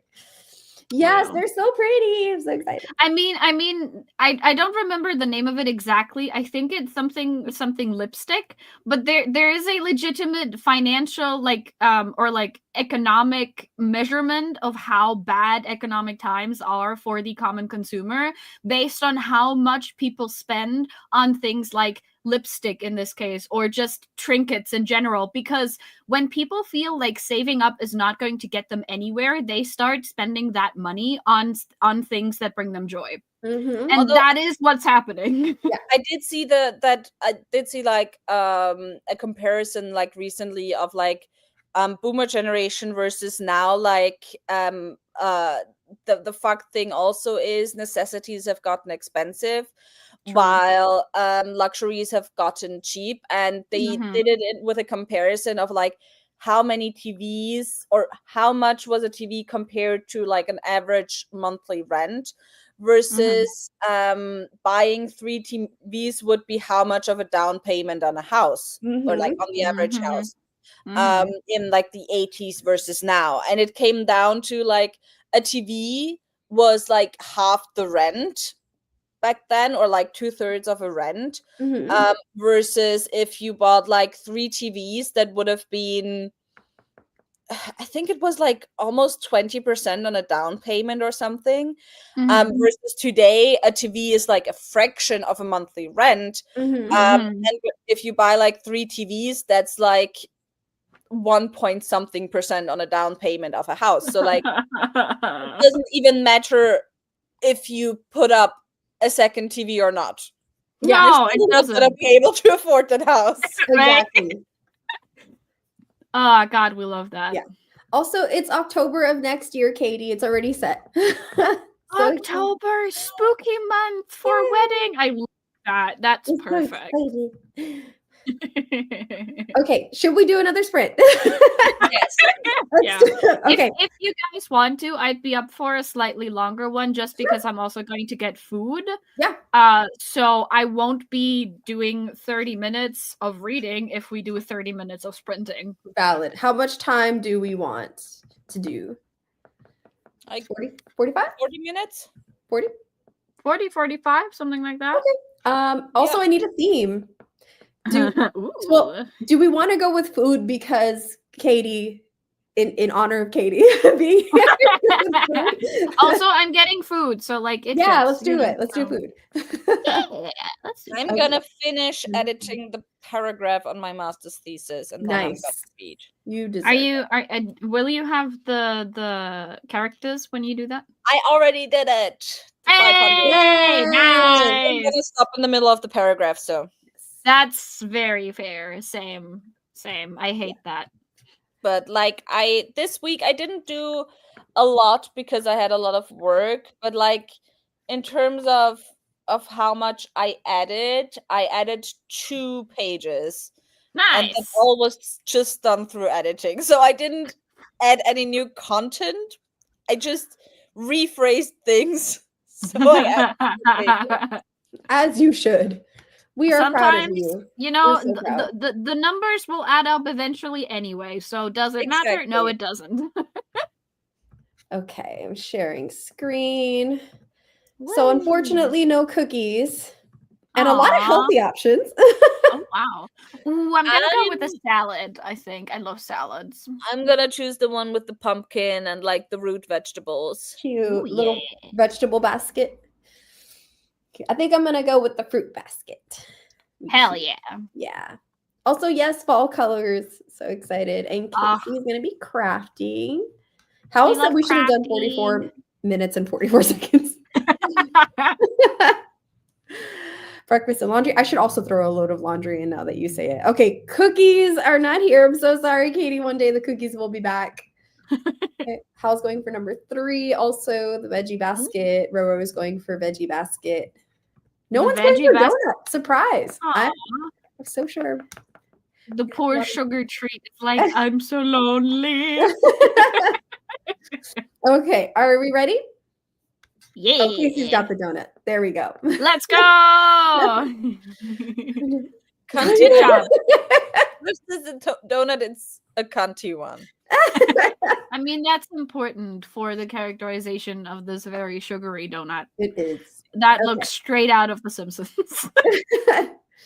All right. Ready, set, go.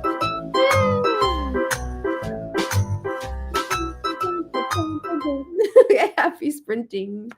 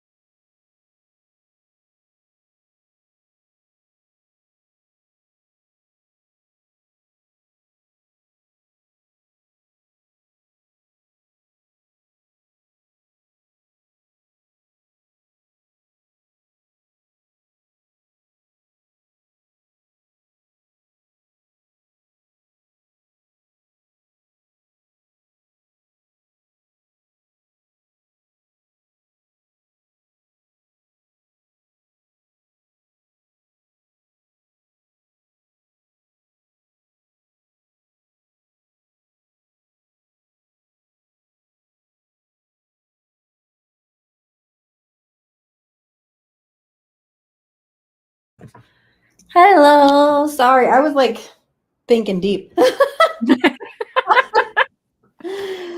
I won! Yay for salad. And this is why I love salad. Oh, let me finish writing this annotation.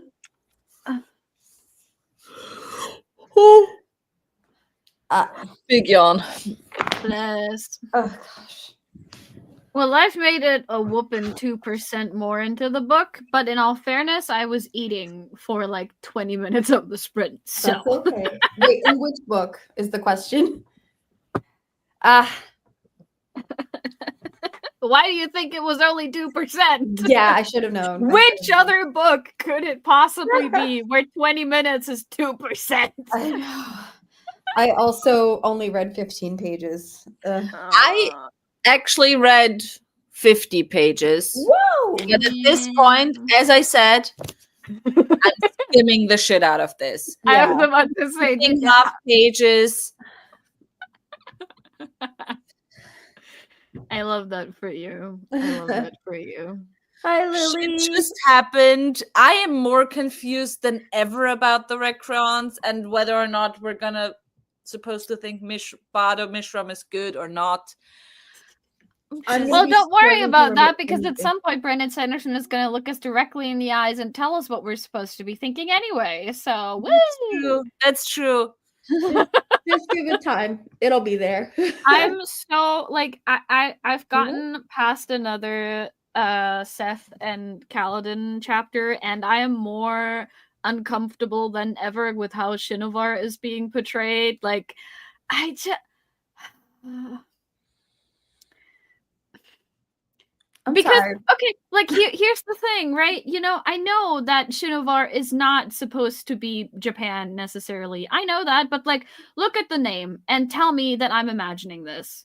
And look at all of the like, oh my god, honor is so important and yada yada. And like the whole idea that Seth has right now that suicide is probably the only option to atone. Like, look at that and tell me this is not distinctly East Asian coded. Yeah, it is. And then it is set in the West. For some reason, Seth now has to look at Kaladin and basically go, "You're a barbarian because you eat with your hands." Which I got it. I remember commenting on that in the group chat, I think. Yeah. Probably. I don't know. At this point, I'm like, I don't even know anymore if I commented or not because half the time I'm like, I am too done to care. I am genuinely too done to care. Speaking of which, did we officially say when the next live show is? No, we didn't yet. I don't think so. Okay. It's soon, sometime in March. Yeah, I'm a bit scared of it. Like, I want to try and read day 4 today, which is how many pages do I have left? Hold on. I finished day 7 actually. Amazing. I only have 3 fucking stupid ass days Oh. Literally everything about this, like 90% of the tabs this time are just bad character stuff. Yeah, like at this point, I don't even know why I bothered tabbing because the characters aren't even characters anymore. No, they're basically just constructs to get the plot moving because if the characters don't say something or do something, the plot is not moving. Yeah. It is so exhausting to witness. Like, none of the characters make integral sense anymore. I've also gotten to one of the scenes where like Renaring and Shallan are in the same place right now. I've forgotten why. It took me like 5 minutes to remember why the fuck that's happening. And like there's this scene where Shallan essentially tells Renarin like or like not tells Renarin, but is basically looking at Renarin and is like, oh my god, when did he learn all the things that he knows about like the Spren and shit? And I'm like, was there ever any indication in the previous books that Shallan and Renarin had any kind of relationship beyond they existed in each other's peripheries because Shallan was engaged to his older brother? Yeah. No. Only had the only things was like in book 2, it was like he makes me uncomfortable, he's weird. And then in book 4, I think it was like I feel kind of bad about feeling so weird about him. I'm making an effort to not feel weird around him. And like, you know, at the end of the day, I wouldn't mind if this is where we left it, because I think it's okay to establish that some characters just don't have a lot in common and thus don't form a connection. That's okay. That's fine. But for some reason, the way that this book is currently working with the characters, aka not working with the characters, is by putting in phrases that insinuate closeness between the characters that was never there. And it bothers me. Yeah. That's the one thing I can still be bothered by. Yeah. Well, my goal for today is to finish day 6. So damn. I've just looked. If I want to finish day 4, I'm gonna have to read like 80 more pages. So you can do it. I can, but do I want to?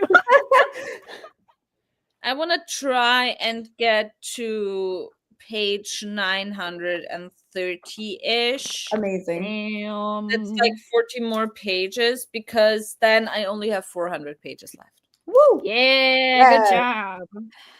I Ugh. support that goal. Yes. Like, my goal is I want to get as close to finishing day 4 today as I can. If I finish it, I'm gonna be happy. If I don't finish it, I want to at least be closer to it than I am now, which is very possible. Yes. And depending on how things go, I'm gonna try and read something of this every day as well. I don't wanna, but at the rate that I'm currently going, I'm not gonna be done with this at the end of March. Yeah. And I do want to be as close to the finish line as possible when we talk about it, because I want to rant with enthusiasm, okay? And I can't have that if I didn't finish it. Yeah. Genuinely, I don't think I can rant with enthusiasm anymore. That's fair. That's fair. I am literally, I am up to here with it. I am up So to here with fair. I meant what I said in the last video. The only reason I'm not DNFing it is because I do not want to let the last year go to waste. That's fair. If I DNF this now, it fair. means all the suffering was for nothing.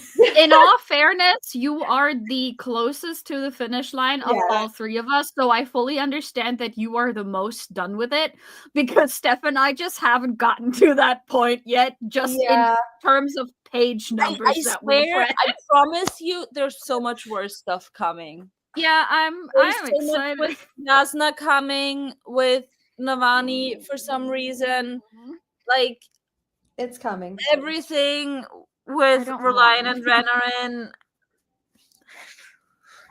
Well, in good news, Howl has read 18 pages. Yay! Yay! Hitting brain cells well, especially the problems Eurocentric postcolonials can be, even when they're not trying to be. Because you're reading the nonfiction, right? So good for you. Yeah, we suffer in solidarity with each other, because like, none of you will ever see the Discord that we're talking in depth on about this, because we need a space where we can just be really fucking awful about this book. But when I tell you, I actually need to see if I can find that message. Those comments must never see the light of day. No, it's not a specific comment. oh god.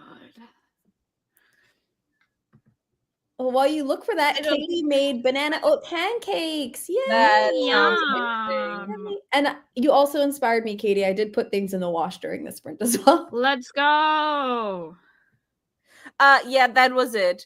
I sent a voice message, and like the first thing that Steph answered was like, immediately here's pain. So that's the point where we're at. Yeah. Every voice message starts with like a big sigh. I'm pretty sure that all 3 of us have so far recorded at least 1 or 2 voice messages where we are screaming at some point. Like, genuine screaming. Yes. Also, a lot of warnings of like, please don't listen to this with earphones. Yeah. Okay, I gotta be fully transparent. Katie, thank you so much, because I just posted my TBR for March yesterday, and I forgot to include this. I forgot to include this buddy read. Oh no. Oops. Whoops. I'm so screwed. I don't know how I'm gonna read all these books. I'll make it happen. It's fine. Don't worry about it. Oops. Yeah. Yeah, we don't like that either. It's not even that they're plot devices.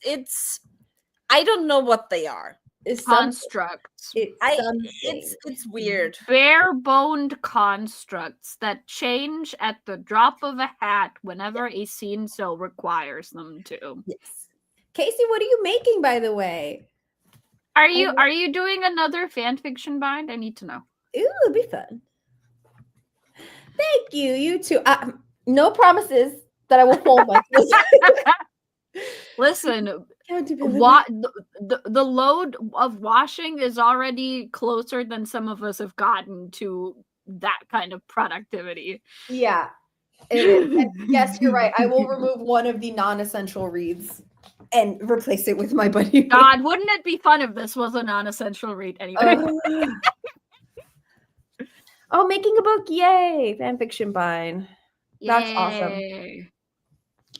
Also, I need to do laundry too. Because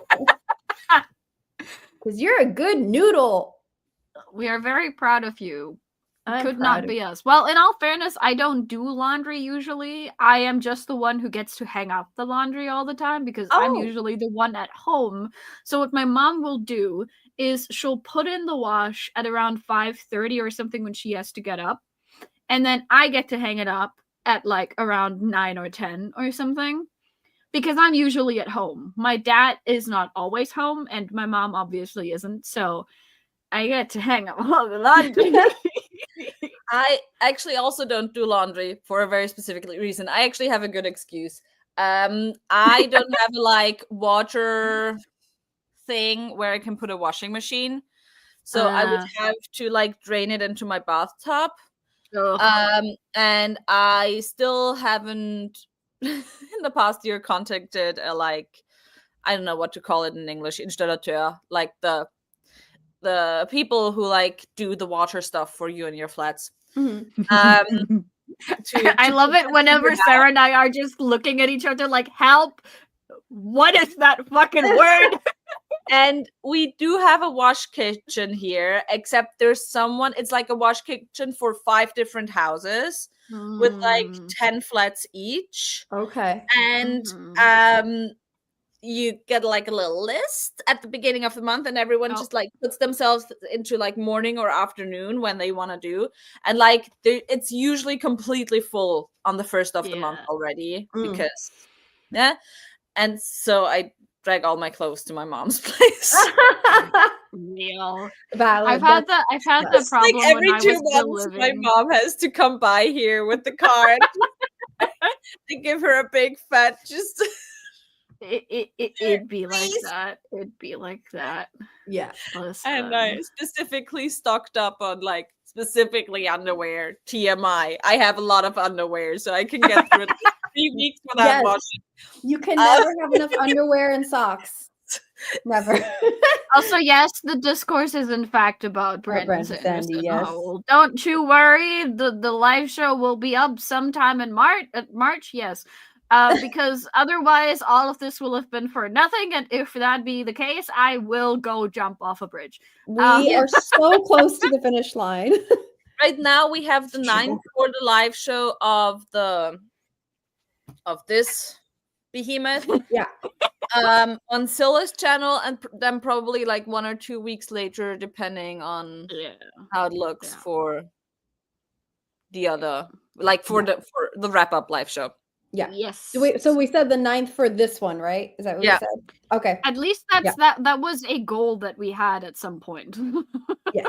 Yes.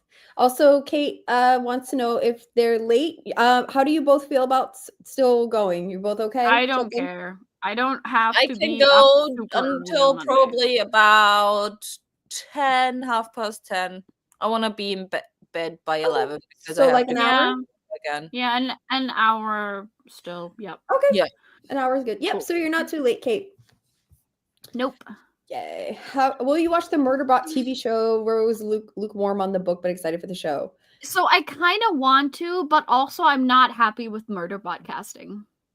Oh, I haven't even Like- looked at the casting. Like the It's on pictures Xander just look Skarsgård. Yeah, and like I'm sorry. I know that we all have different opinions on what Murderbot is supposed to look like because the entire point is that it is just a construct with Right. some human parts. But like the picture doesn't look like the Murderbot that I needed. The thing I'm wondering is like the Mandalorian has like big success and it's like a big actor in there.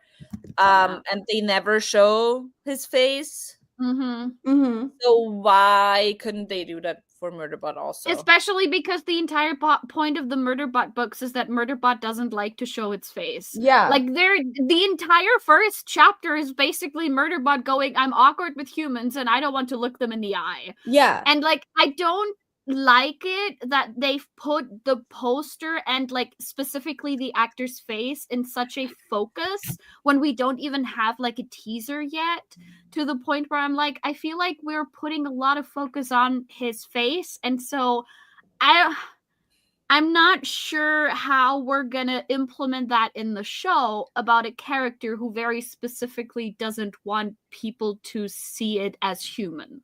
Yeah. I don't like that part. That I am- actually defeats the point. Like I'm very interested in how they're gonna like do the show, honestly, partly because we get everything from Murderbot's perspective, and it is very vocal inside and not very vocal outside. So I'm interested to see how this is gonna go. Yeah. And I don't want to discredit the actor's like ability to act, but I'm just not happy with the casting and the way that they're framing the actor's face when that defeats the purpose of Murderbot not giving a crap about its face. So yeah, it really is the point of the book. Okay. Yeah. Well, maybe. The answer is maybe. The answer is a solid eh. Howl's brains on pandas. I'd like to brain on panda, honestly. Panda. I like Your pandas. moms are great. I love Panda. I wanna be a thing incapable of taking care of myself, but because I am on the going extinct list, people just have to deal with me and take care of me. Yes. That's And just lift me everywhere because I refuse to walk like a normal being. I am baby. Yes, pick me up. Thank you.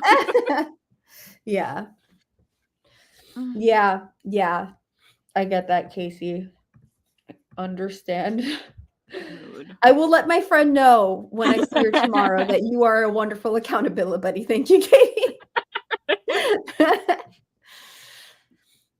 My friend dropped a One Piece theory that's interesting.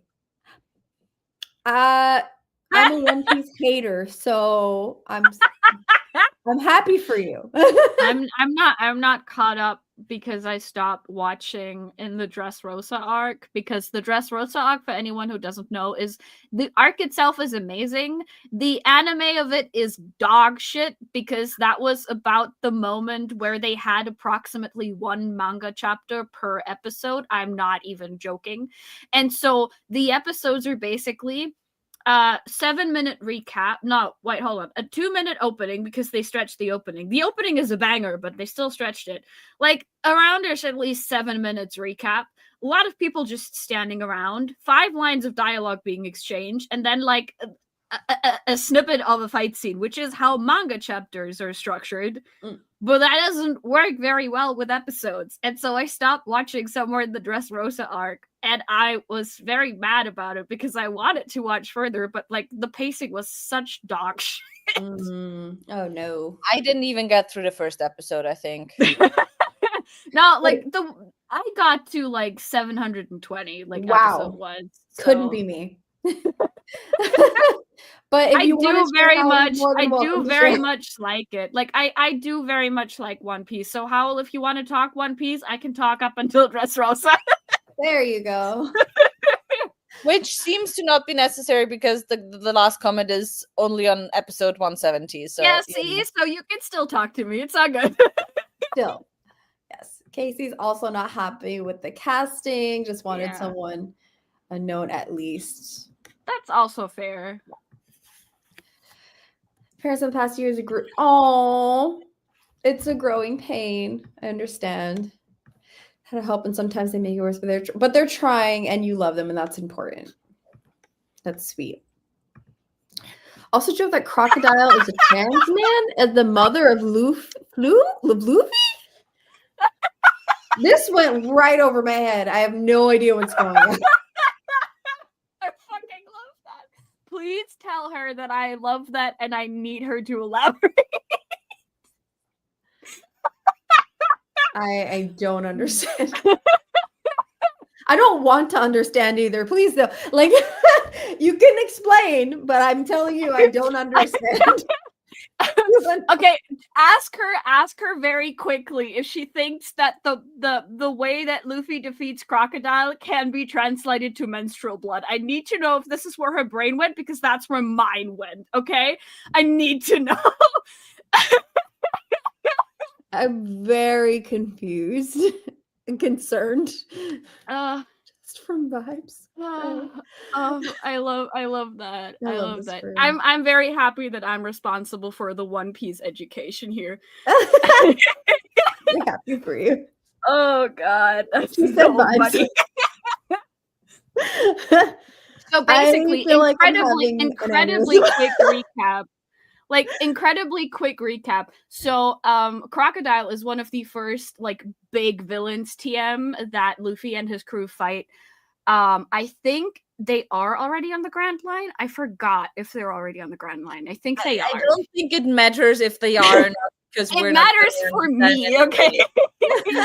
But anyway, Crocodile is one of the first big villains that they fight. And in One Piece, you can eat those weird fruits that give you certain abilities, right?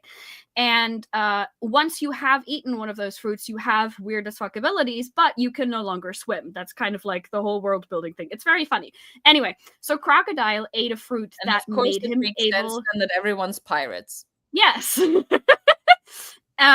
So Crocodile ate a fruit that gave him sand powers, which means that his entire body can transform into sand. So hitting him is pretty much impossible, because he's just going to turn into sand and your fist is going to go right through whatever body part you're trying to punch.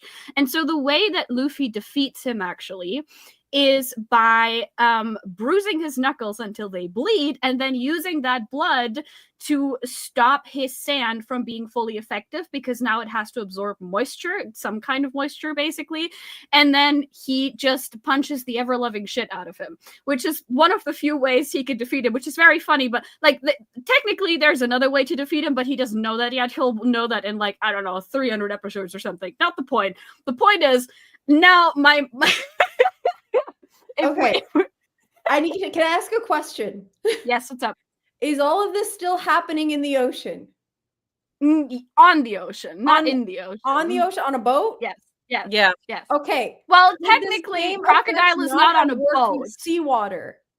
Yeah. It could. But so yes, what was but the choice? The problem is that Luffy cannot deal with seawater, because it's going to affect him too, because he also ate one of those fruits when he was a child. But he's a pirate. Yeah. Yeah, he's also stupid as fuck. Like, no, listen, I do very much love the world building of One Piece, because it's very whack, but also it's a lot of fun. But like, listen, One Piece is an acquired taste, and it's okay, because not everyone has that taste. But like, once you're in it, you're in it. And the idea of Crocodile being a trans man and also Luffy's mother is incredibly hilarious, because Luffy punches the ever-loving shit out of him on multiple occasions. Okay, so I'm very happy for you, Katie. I'm so proud of you. You ate a pancake. Also, Crocodile's hot. I like his Japanese voice actor. I don't remember who it was, but his voice actor is very neat. Hi, Rouge. Hello. I have, the levels of my brain went blood, but water, but gloves, but logic is not applicable here. Okay. This feels like the level of world building of Singers Think Water and Oil. No, it's way better than that. It is way better than that, trust me. It is way better than You were offended. I'm offended because I'm it's way sorry, better than that. I said it as a joke, okay? I want It to was just genuinely offended. We need to correct that. Of course, Katie. You can Nothing always is share as your bad poem. as that. Yes, we're talking about One Piece. Oh, yay, friends. This is why I said I don't want to know, but here we are. Okay. I want to hear what you have to say. Will I retain this information? Absolutely not. That's fair. That's fair. epitome of I don't care, but I care because you want to tell me about it. That. I care because my friend is speaking. I feel very honored. Could not be me. Could not be.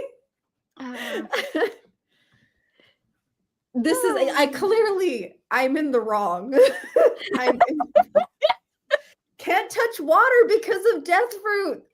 Duh. Well, it's not the death fruit technically, but yeah, like if he touches water, his entire body loses strength and he's unable to do his whole being gummy Also, thing. it's literally, I thought because you started the thing off with they can't swim because of it. Yeah. And so I was like, okay, that's still stupid that they're pirates then, but I guess fine. But if they literally lose also, why are you a pirate? I mean, I know it's because you need to go search for the stupid thing or something. I got that far from just like living on the internet. So stupid though. Weird word. It goes, listen, I'm all here for chaos. So like I can't judge. Okay. I can't judge. I have my own trash that I love. So it's like it's fine. I support this. No, Luffy is most definitely not the smartest person on the planet. In fact, it is quite surprising how far he goes by being absolutely fucking dumb. Like everyone pirates who ate one of those stupid things? Yeah, there's a lot of pirates all like stupid. that. Yes. Yeah. But also, in all fairness, a lot of them know hockey, and it's a whole other thing we're not going to get into. But suffice it to say, if you don't have, What does hockey have to do with anything? Hockey, like game of hockey. No, like hockey, HAKI. Who That's how is you that, spell or it, what hockey. is that? It's a kind of power where if you have a person that you're fighting that can transform into an element, you can still punch them. Okay. Basically. It's giving JoJo's Bizarre Yes! Adventure. Luffy and Zoro are two very different himbos, and yet together they do not have one functioning brain cell. The functioning brain cell of the crew is Nami, and that is it. Okay, and later on Robin as well, but like the rest of them, no brain cells, nothing. Absolutely nothing. Going back to Katie's poem that's being shared, 1 word, 4 letters, kind seems simple enough. It's everywhere but nowhere, not enough, never enough. Or is it not what we see, not what we believe? For seeing is believing, but most seem to be blind, for there's so much around us and everyone can be kind. It's time to look within and see. It's time to be kind, for you're changing the world, you and me. Cute. Love it, cute. Try to picture Wait, that's where my brain went. Yeah, same. I was like, what does hockey have to do with anything? Why does it help anything? Technically, they kind of play hockey every now and then with Zoro, but that's a different thing. I'm gonna send you a compilation, Steph, of whatever the hell is happening with Zoro at any given moment because it is very hilarious. Okay. With 3 swords. Yeah, he's the one with 3 swords. He is, yeah. Sweet. Yes, I love that. And I also apply this as well. And we love ocean hockey, apparently. I, by the way, don't do shit for 16-year-old me because 30-year-old me is so much better. Love that. Listen, sometimes it just be like that. That's okay. I don't remember what I was like at any given moment in my time. So, like, you know. There was a point where I was a bitch. I look back and I'm like, you were a bitch. But it's okay. I love me now. Valid. Yay, it came!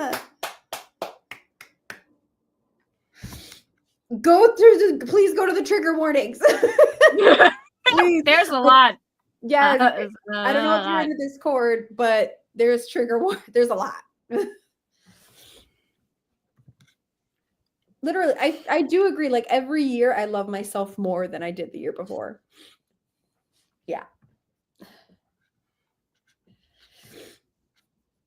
That was the bully's bully. Okay. That's why I'm also tempo. Should we do another sprint? Yes. Yes. Okay. How long do we want to go for this one? Because I think it's going to be our last one, right? Should we say 30 minutes? 25 minutes? 30 minutes? 30 sounds good to me. 30? Yeah. Okay. What do we want for the theme? I have sea creatures. I have land creatures. Sea creatures. I have fish, crabs, dolphins, jellyfish, octopus, sharks, and mermaids. Crabs. Crabs. I don't think we've done crabs, so yeah, I'm here for it. It's also on theme, so it is on theme. Yeah. If I get we need good crabs so we can deal with the stupid crabs. Real. For ocean hockey, yes. It's on theme. Okay, 30 minutes.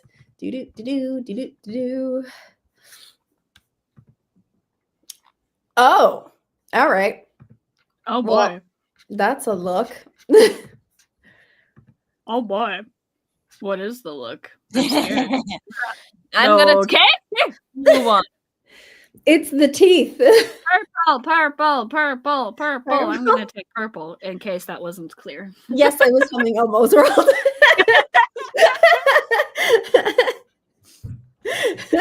You're very sorry, Katie. We also did not expect them to be this cursed. yeah, it's the teeth. It's the veneers. Maybe they are more on brand than we thought. You know what? They're terrible.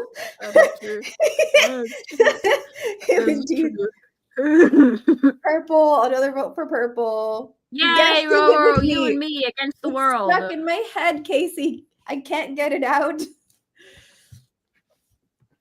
Oh no.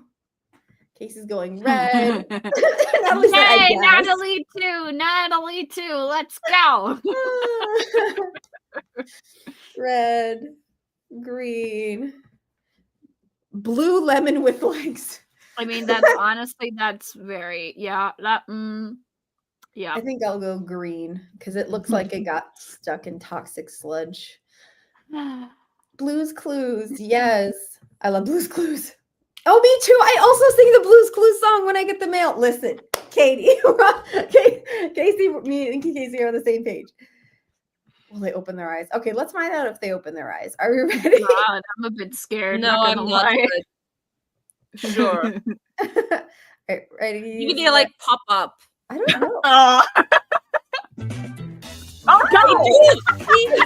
Hold it. Now they look a little less scary. Yeah. I'm also digging the like funkiness of this music. Yeah.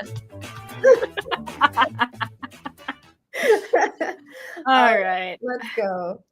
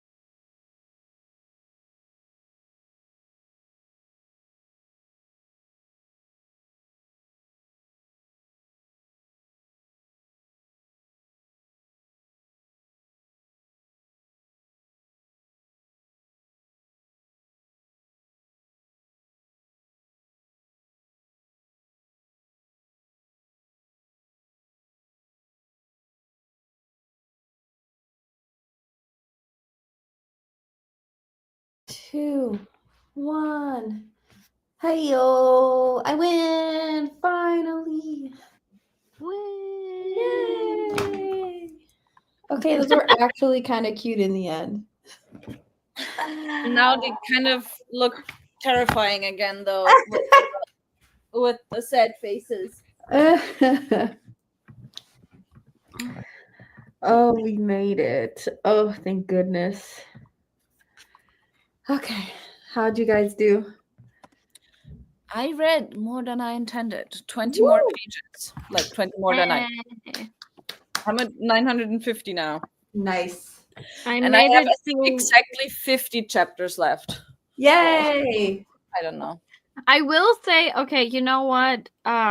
Because we give him such a hard time, deservedly so. I will say the one thing that is good is the fact that the chapters are short. Like, it's also very, disillusioning to go, I have 50 chapters left with, like, over 900 pages read. But also, I'd rather have, like, a fuck ton of chapters than have to fight through, like, I don't know, 50 pages each chapter to get to the end of it, because I would kill myself. Yeah, that's why, actually, this is slightly less bad than fighting through the final books of, or like, actually not the final books, the second half of the books of Wheel of Time. That's valid. That's valid. At least I know here there's not a 200-page chapter coming.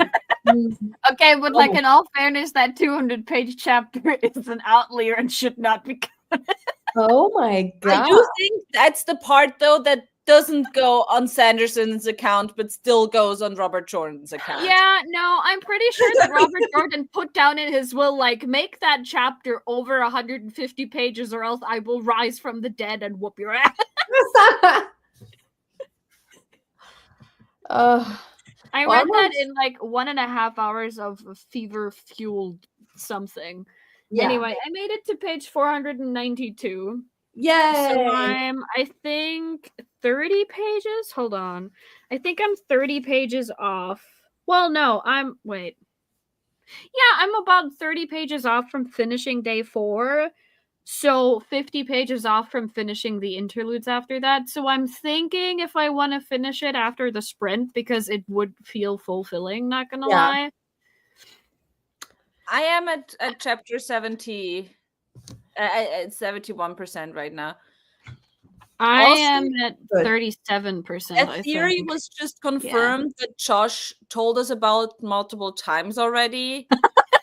That felt less set up than Tyrion Lannister is actually a Targaryen, and that's why Tywin hates him, based on like one different colored eye and his hair slightly lighter.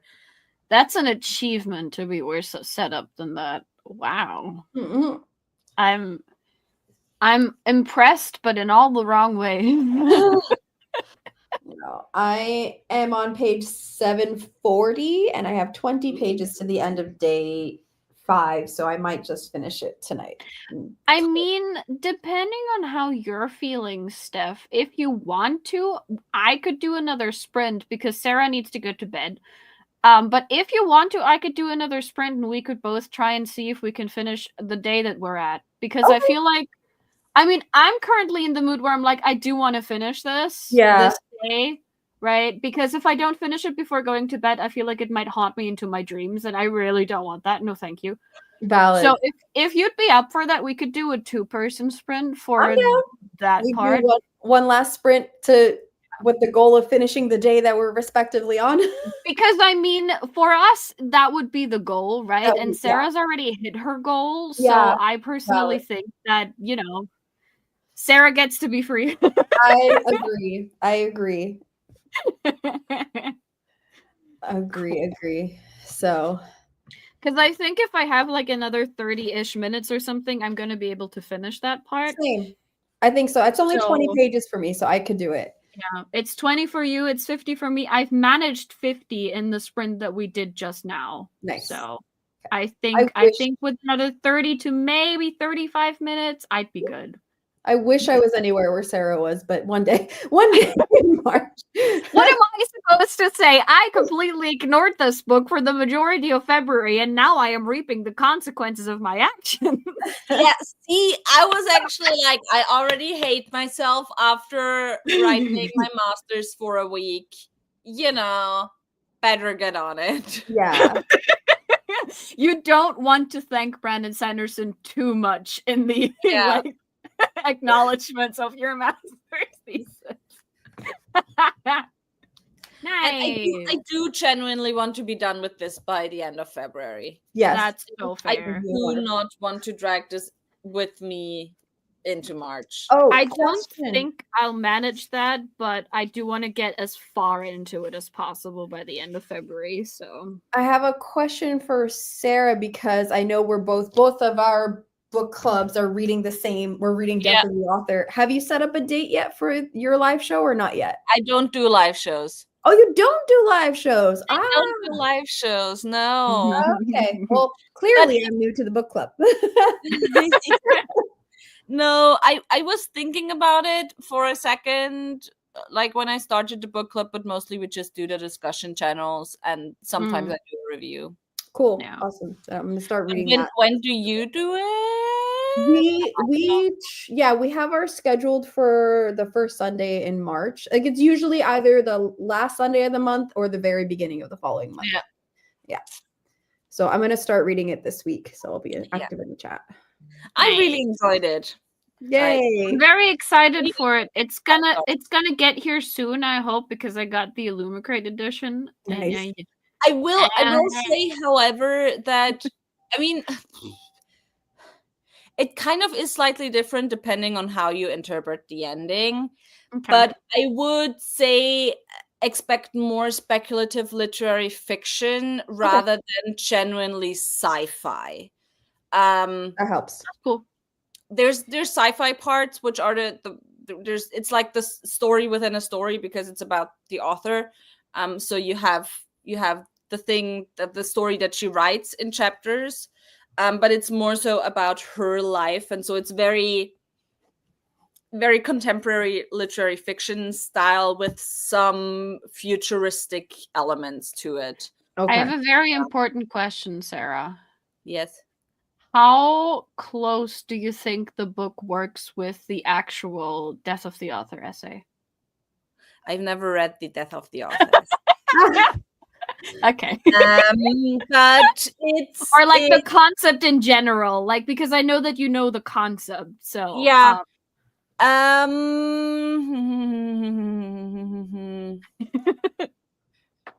Is this too many brain cells needed at this time of night? It's not necessarily about the concept. It is somewhat about. It's more so. It's not about literary interpretation rather than about literature and stories taking on a life of their own as soon as they are consumed by other people's, as well as not too much, but like kind of taking the title literally, but also kind of not. Okay. I think that's a clear expectation. I'm okay with that. Yeah, I'm happy with this. I'm all right with having a clearer expectation. Yeah. Nice. No, there's a lot of commentary of like, I mean, I do think that it very much so is about Death of the Author because there is a lot of elements and like commentary of how much did the main character as a person put herself into the story, and there's commentary on that. But it's at the same time there's also a lot of elements of westernizing stories. Okay. And it's a really interesting like setup because basically you have, I forgot her name, it's up there. You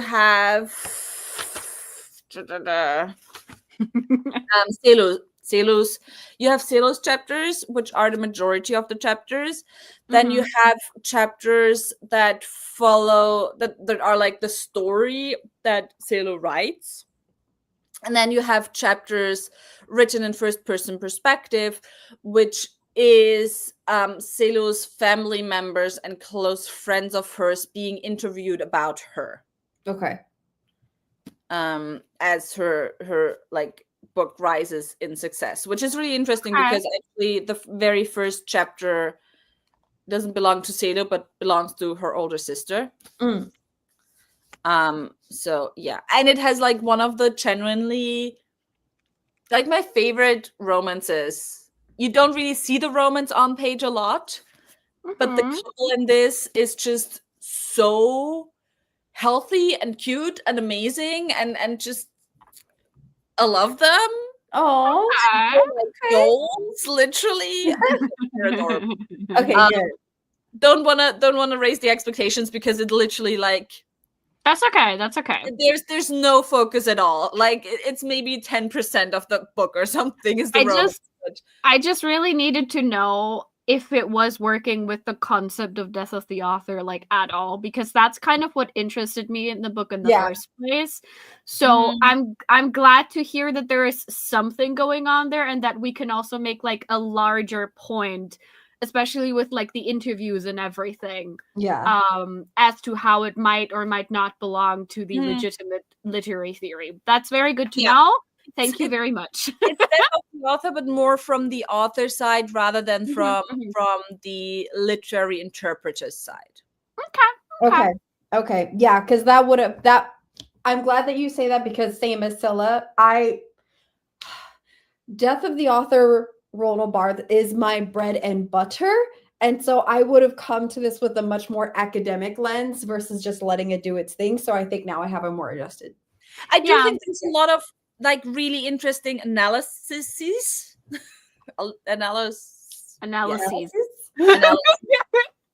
that you can do in regards of comparisons to Death of the Author.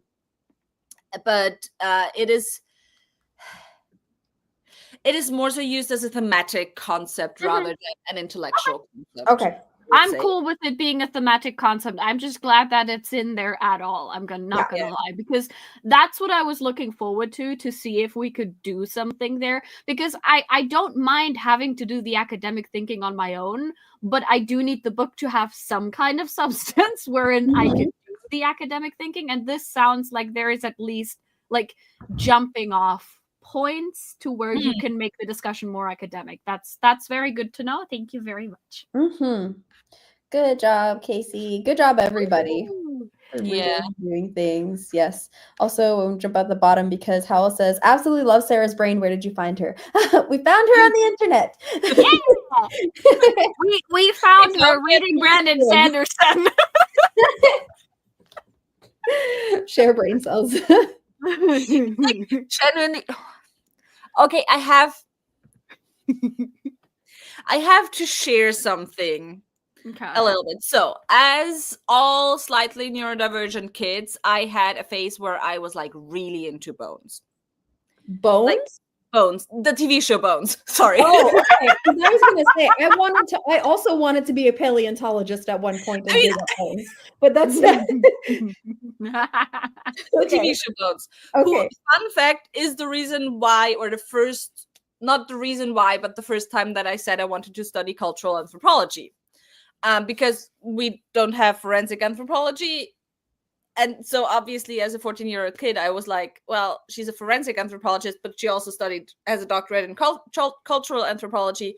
So, you know, I want to do that. Which, by the way, I rewatched it a few years ago. She's not a very good cultural anthropologist. Just putting it out there. She doesn't really have the concept of cultural relativity like on point. Anyway, and when I last watched it, I had already started working at the museum, and like one of the things always is when Booth is asked, where did you find her? He's like, at the museum. And now you can kind of say that about me, which makes 14-year-old me just very happy. That's cute. So yeah, We fun love fact. that. I love that for you, though. Also, no, I cannot share my brain. Like, I have one singular brain cell, and it's shared with Sylla and Alex, and that's it. Very sorry about this. We have a three-way situation going on, and sometimes every one of us replaces it. So, there's very little brain. Okay. Yeah. Also, when you mentioned Roland Barthes, I know that Roland Barthes is the author of Death of the Author, but I just had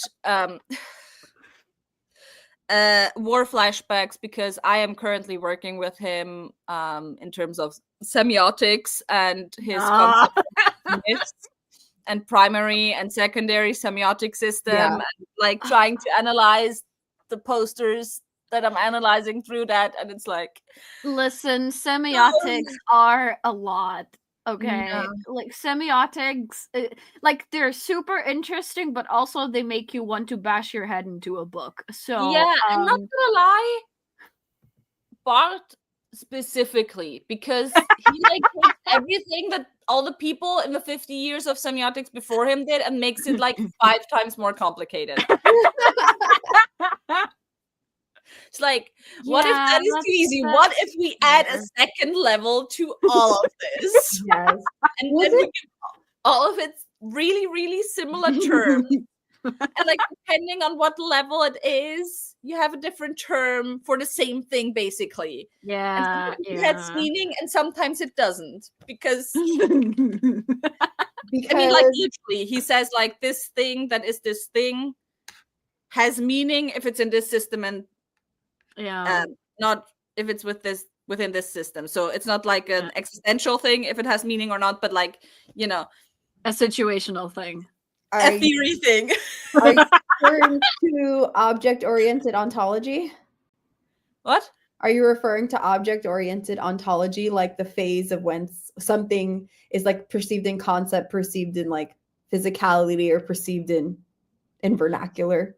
No, not that. I think it's, I don't know the English terms, but it's basically the thing I'm basing it on is his concept that he said. I don't know what the work is called in English, but it's like myths of the everyday. Or myths of everyday. It's in German, it's Mythen des Alltags. So it's his concept of what is a mythos. Okay. Where he starts with Saussure's concept of semiotics and the sign and what is a sign. And then he takes the same structure again, but now the sign of the primary system is like a different terminus in the secondary system, and it's like the primary terminus, secondary terminus, and tertiary terminus. And it's just called Mythologies. The book is just called Mythologies. And I'm basically trying to use that to analyze, like right now I'm analyzing a poster of the Ethnological Museum in Vienna. And I'm like trying, because like the end term is the meaning, literally the last terminus in the secondary system is the meaning. And I'm trying to analyze how the meaning changes depending on what different information you have. Which I'm not even sure if I'm allowed to do that, but I'm gonna do it anyways. Anyway, you're in grad school. You're allowed to do whatever you want. But yes. It's yay. Also, it's 10 o'clock at night, so like the fact that you have brain at all. Yeah, it's like literally the thing that's going around my brain, like at some part constantly currently, which is kind of exhausting, not gonna lie. Very fair. Just want to be done. You're almost there. Yeah. Good job, Katie.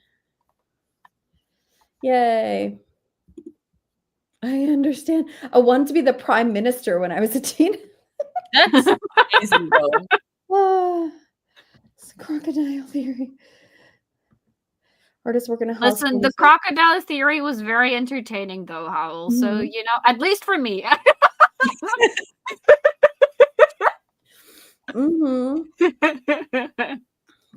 Listen, like Sylla was there on the other end of the Discord while I was working through mythologies, which is like 150-page book, and like half of the book I didn't need, and half of the book is like explaining all the theory behind it. And I was screaming in the Discord. I was like, Yeah. what even does it mean? This time existentially. See, but the one good thing about all of this is that you can now make banger jokes like this. Yeah. Good job. I'm also gonna have to add you in my dedications, by the way. You should. I think she deserves that. Yeah. Cute. Okay. Yay. Good job, us. Doing things. Okay, Steph, do you still feel up for like half an hour or so sprinting? I'm ready to get this done with. So if that's what it's about. Before I turn in, want to help me pick my secondary read for next week? Absolutely. What are the options? I have high brain option, but I haven't read my Read Around the World book for this month because I ordered one for Côte d'Ivoire for Black History Month. Didn't arrive, obviously. So the book that I have at home is Notes from the Underground, which is Russian. Big brain, but again, otherwise I need to read 2 books next month, I guess. I have options also. The other options are all Illumicrate because I haven't read Illumicrate books this month. The Luminaries, which would be easy, YA, short, but it's the start of a new series. I don't know. Phoenix Keeper, because it's a standalone, and Illumicrate, or Watermoon. Also Illumicrate. Also, I think an easy read, and I feel like I haven't read enough authors of color this year so far because they don't stay on my physical TBR. Okay. I feel that. The very first books I pick up from like newly bought books are usually the ones that are by marginalized authors. Yeah, which is how I finally end up reading less of them than of white authors, because also my bookstore mostly has white authors. So if I end up with books from browsing, it's white authors. So if I want to get rid of my TBR, then it's white authors. Anyway, these are the options. Shiny covers. Shiny covers. A lot of things be great. Okay, you said this is for next week? Next week. Yeah, it's the book that I kind of maybe want to also finish by the end of February, or at least get mostly done in February still. Because I did finish Hell Followed With Us yesterday. It was really good. Was it good? I really enjoyed it. It was like, there were parts of it that I would be like, okay, it was a bit too on the nose for me. And it like, for example, it's very, very noticeable that it was written by a young queer person. It's a debut book with a lot of anger. So a lot of the like queer interactions were very online speak and very, I'm gonna explain what this is right now, which isn't how I prefer to, like, what I prefer to read, but also I understand what it is and I'm not gonna like fault it for it. And it was a little bit rough around the edges. However, generally speaking, I really enjoyed the writing, really enjoyed the story and like the themes and how weird it was. So nice. Yeah, gave it 4.25 stars, I think. Nice. But yes. I think I'd vote for an Illumicrate book. Yeah. And I think I would either go for Watermoon or Phoenix Keeper. Yeah. Because personally, while Phoenix Keeper is the thickest one of them, I read it very fast because of like how easily digestible, but also just engaging it was for me. Mhm. And Water Moon because it's a standalone and it is shorter than Phoenix Keeper. I'm I gonna go with I Water vote for that. Moon, I think. Yeah, Nice. I vote for the shorter one I'm because gonna that go way with your the brain shorter has one. space to breathe. It's also so it is pretty. pretty. I know, right? I know. Also, the way it feels is different from a lot of the Yeah, other ones, right? Because it it's feels a bit more very cloth bound. linen. Like, Yeah. yeah. Yeah. Pretty. Then I Good. will do that and start next week. Yay! Are Anyway, those the only 3 Lumicrate you have left for now? no, I also have Hamachang-Luck. Oh yeah, right. And I have The Last Hour Between Worlds, but because The Last Hour Between Worlds got second place on the poll, It's a runner-up for April. Yeah. don't want to start it. Nice. So yes, and I don't think I will manage to finish all my Illumicrates by the end of March like I intended, but I still wanna be at it, go at it. And this month I didn't order any, so it's fine. Nice. What did you hear? I hope it was good things also. Yes. But okay, You gonna go friends. bed now? Yes, I will go to bed now. Bye Bye, bye. Sarah. Bye, Sarah. Bye-bye. And she has left. And then there were 2. Yay! Now that Sarah's gone, I can say how I've read Water Moon already, and I have mixed feelings on it. Oh. I very much enjoyed how creative a lot of it is because basically the super basic premise of Water Moon is there exists a secondary world kind of, and in that world a lot of things are a lot more magical than in our world, right? Including but not limited to the shop that one of our main characters grows up in, which is a shop where people can leave their regrets and then forget those regrets in the real world. And the bigger the regret, the more they kind of get as payment in a way.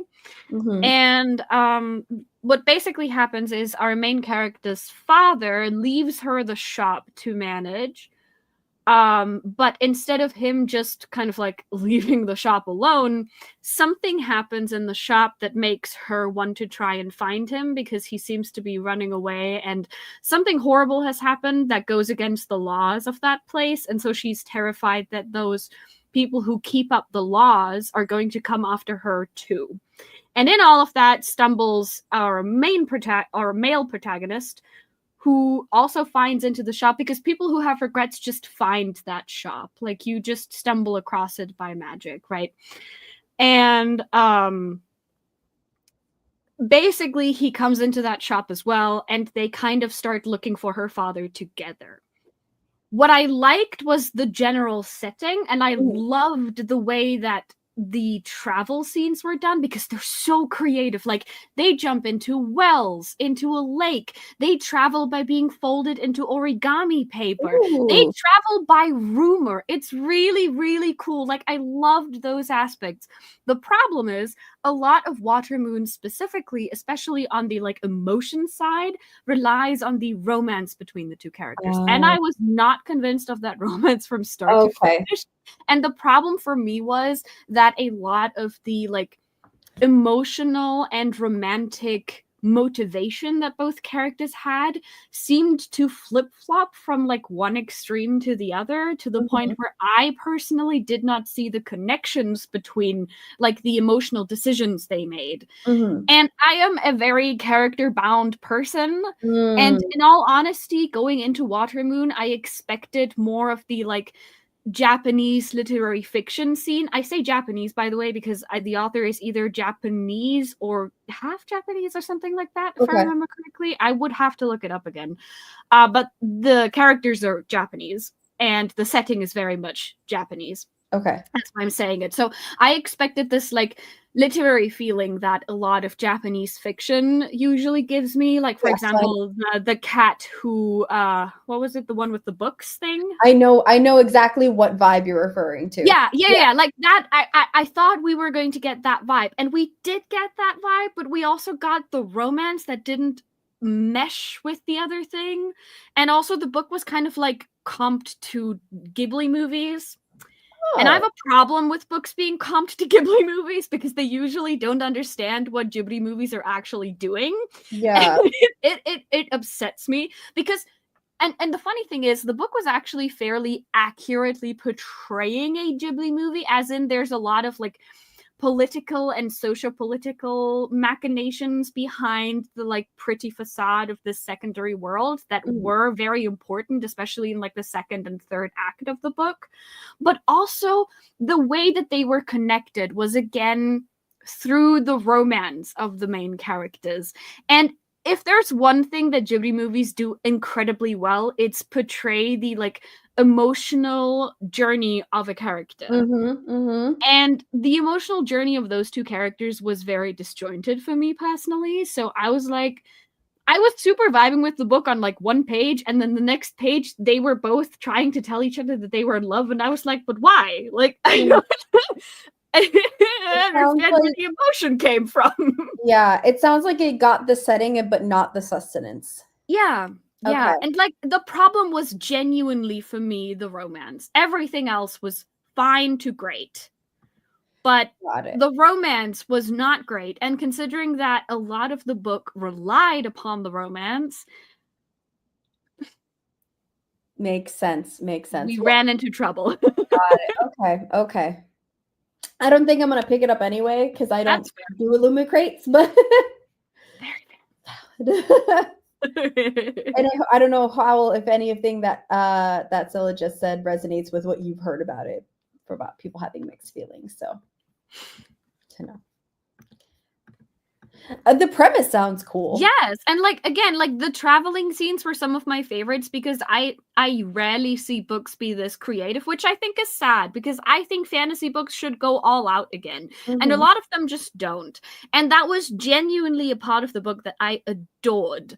So that's also the reason why I think I still gave it 3.75 or 3.5 stars, because I was like, yeah, all of these parts were amazing. They were so well done and so creative in ways that I've never really seen like that before, unless we're talking like actual mythology or something, which is batshit crazy. Yes. Oh, Steph, you know what you should read at some point, just for funsies? There is a trilogy. It's the Burning Throne trilogy. I forgot the author's name.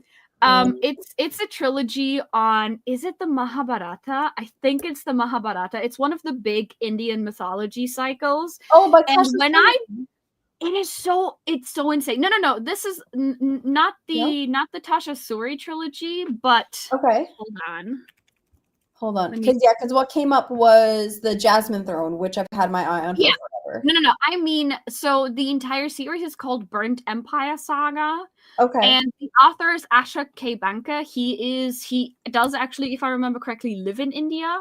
And this was like one of his first breakthroughs in the Western market. Okay.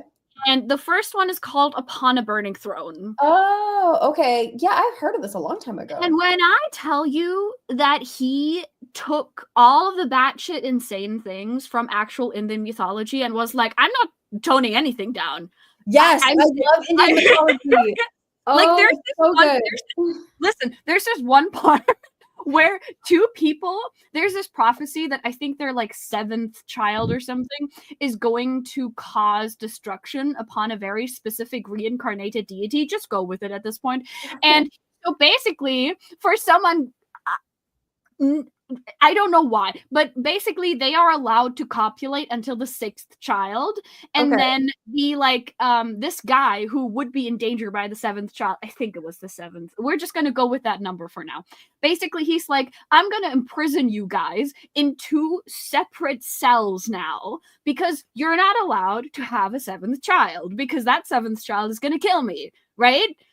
Solid logic. However, the gods are we're gonna let that prophecy play out the way we intended, right? And so instead of, I don't know, having this wild plan how these two people are gonna escape prison or something, right? Like maybe the walls break down, there's a big flood, I don't know. No, they they magically I'm sorry, it's so fucking funny. They magically take the woman's vagina and transport only that into the man's cell so he can be impregnated via Bluetooth, basically. And then the child is born. I don't know. Immediately going to my wish list. Thank you. That's the best thing I've heard all day. So what? That's There's also incredible. this thing in Indian mythology in that specific like mythology. Yeah, that's an accurate reaction, Incredible. Katie. Yep. Incredible. Yeah. So, Books, there's yeah. this one thing in that mythological cycle as well, where one person begets 99 children in the same night from her husband. And Asher K. Banker was like, yeah, there are going to be 99 babies coming out of this woman now. And I was like, you know what? At this point, I've seen everything. No! What do you mean? No. Like, it is like the thing that I loved about that series so much is that there's absolutely no toning down of the like actual myth, because like I love books like Tasha Suri series is great. I still have to read the third book, but I love the first two.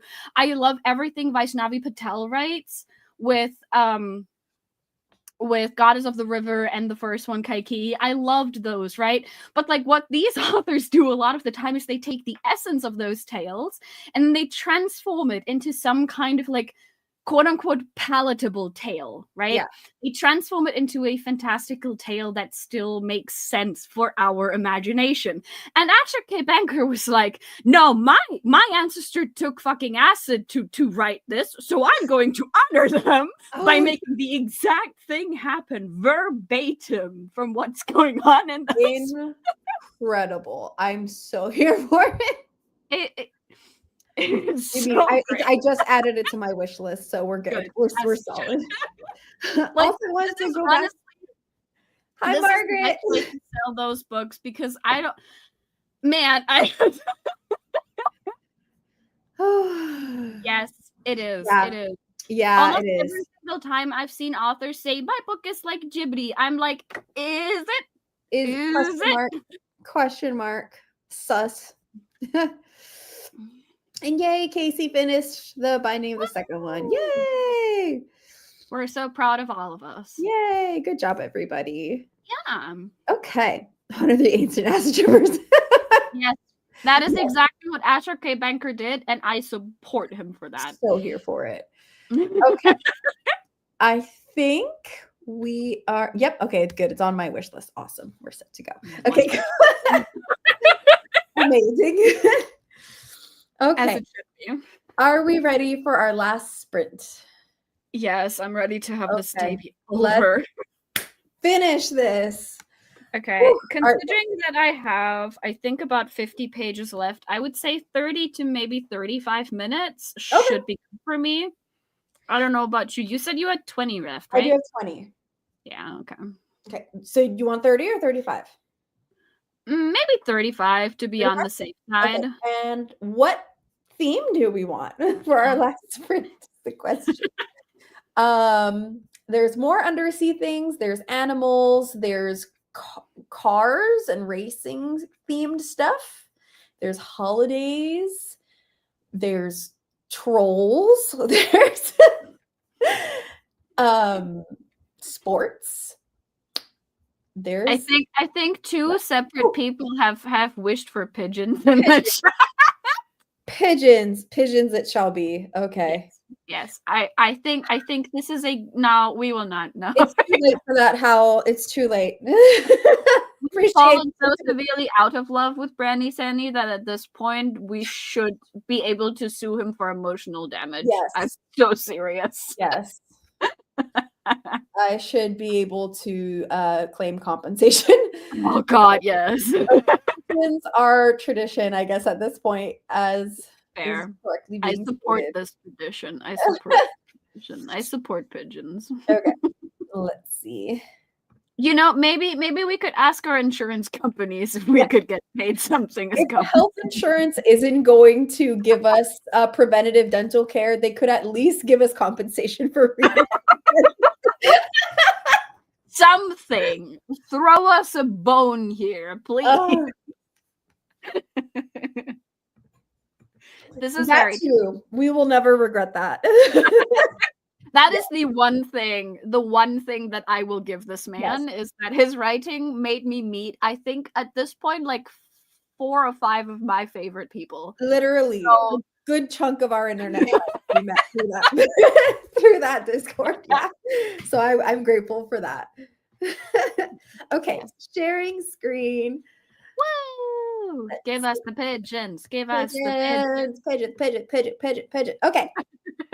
Who's your pigeon? Dun, dun, dun, I'm gonna dun. go with number 2, I think. Number 2. Yeah. I love that little red head. It's cute. Cutie pie. Oh, she's a baby. Listen, read what makes you happy, but I'm gonna speak my truth. I'm so sorry. Exactly. Okay, Yay! Distractingly, let's go. he said 1, Natalie, I 2. knew you'd be in my team. You know what? I'm gonna go with number 4 because it's gray like my chonker who's on her way over here. Very nice. 3. Okay. I think every pigeon has a bit of love now. That's Yes, they do. Good luck, pigeons. You'll need them. Emo Grayskull Baby 4. Yes. nice. Very nice. Okay. Are we ready? Yes. Get set. Go. Oh, did it freeze? No! oh.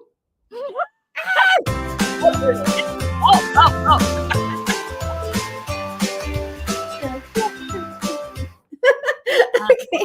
Right. Let's go.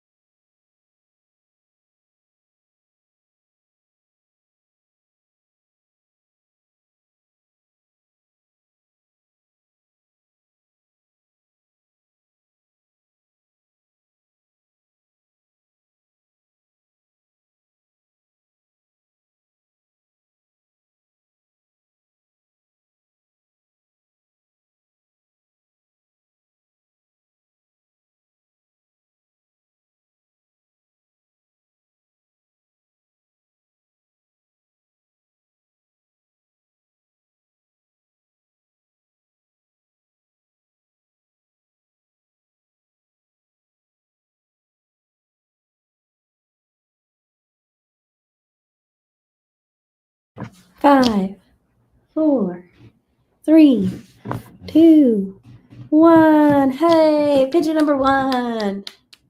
Blue pigeon. Da, da, da, da, da. Good job. Look at that little buddy go. He's having a time. Woo! Did you finish?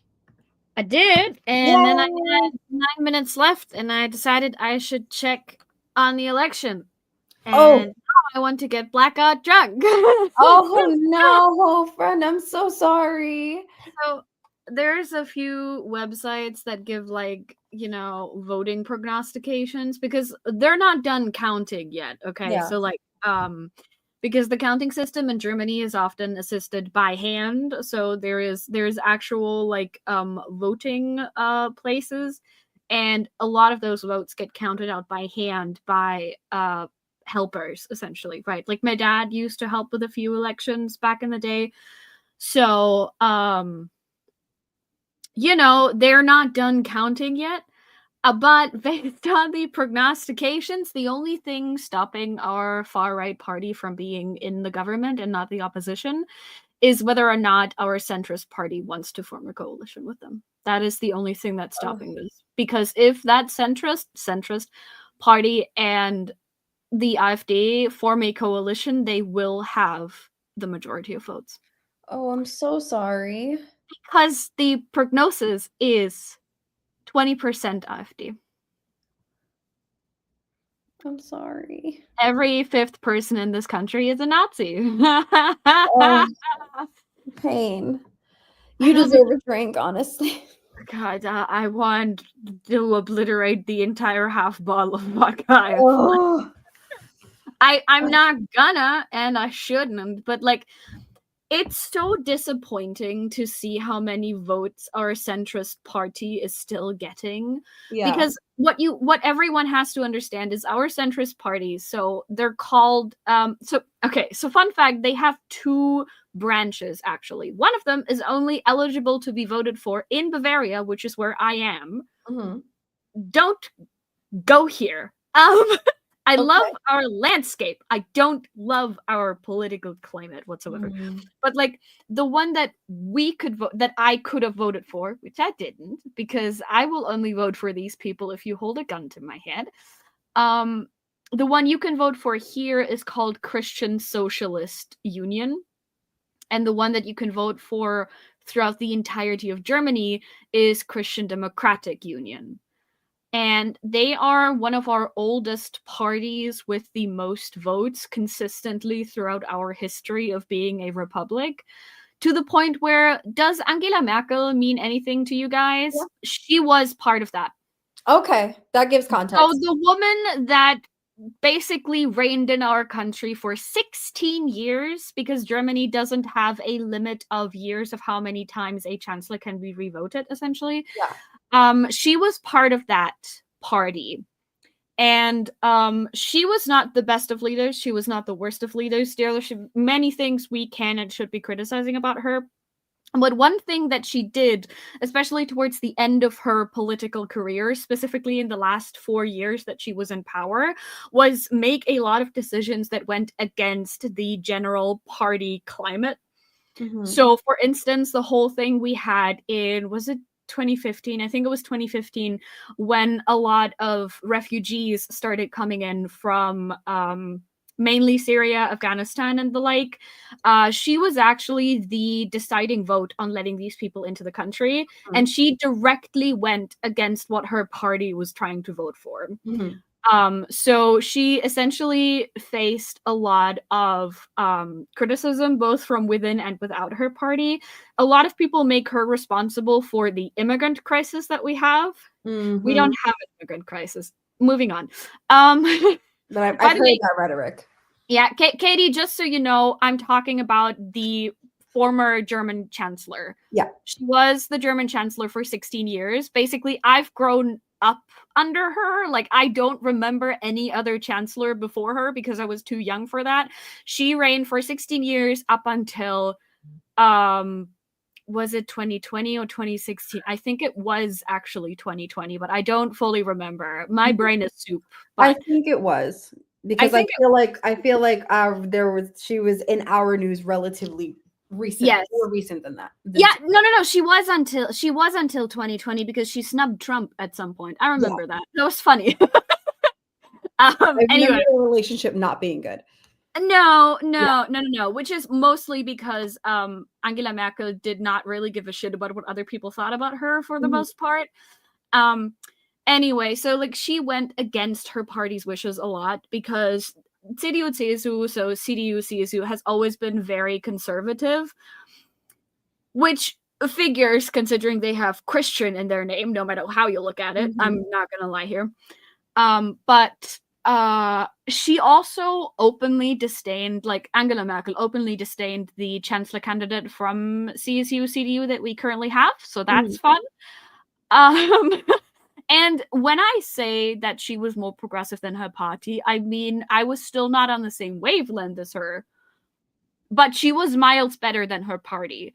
And the problem with CDU-CSU is the fact that most, if not almost all of our parliaments had them in there, mostly as the deciding party with the deciding amount of votes, because a lot of people keep voting for them because it is the comfortable thing to do. They don't demand a lot of social change. They don't demand a lot of like interpolitical change. They mostly just exist. It's kind of like still believing in coal power. You know what I mean? Yeah, like, I know exactly what you why mean. use innovative ways of thinking when we could just rely on the one thing that's been broken for eternity, but that still works? Because even though it's familiar, even though it is slowly marching us towards our doom. So the last coalition that we had, which we call a traffic light coalition because it was with our Green Party, our Yellow Party, fuck those guys, anyway, and our Red Party, which are the Socialist Party. Our last coalition, which broke spectacularly a day after Trump got voted into office, being on Twitter as a German person during that time was a riot. There's a lot going on. It was bad. It was horrible. And basically a lot of people kept blaming that coalition specifically. Yeah, and she never looked happy in those pictures. And I know that, you know, a lot of Germans are known for not having humor and not smiling a lot, but like there's a difference between not smiling and being actively unhappy, and she was the latter in all of this.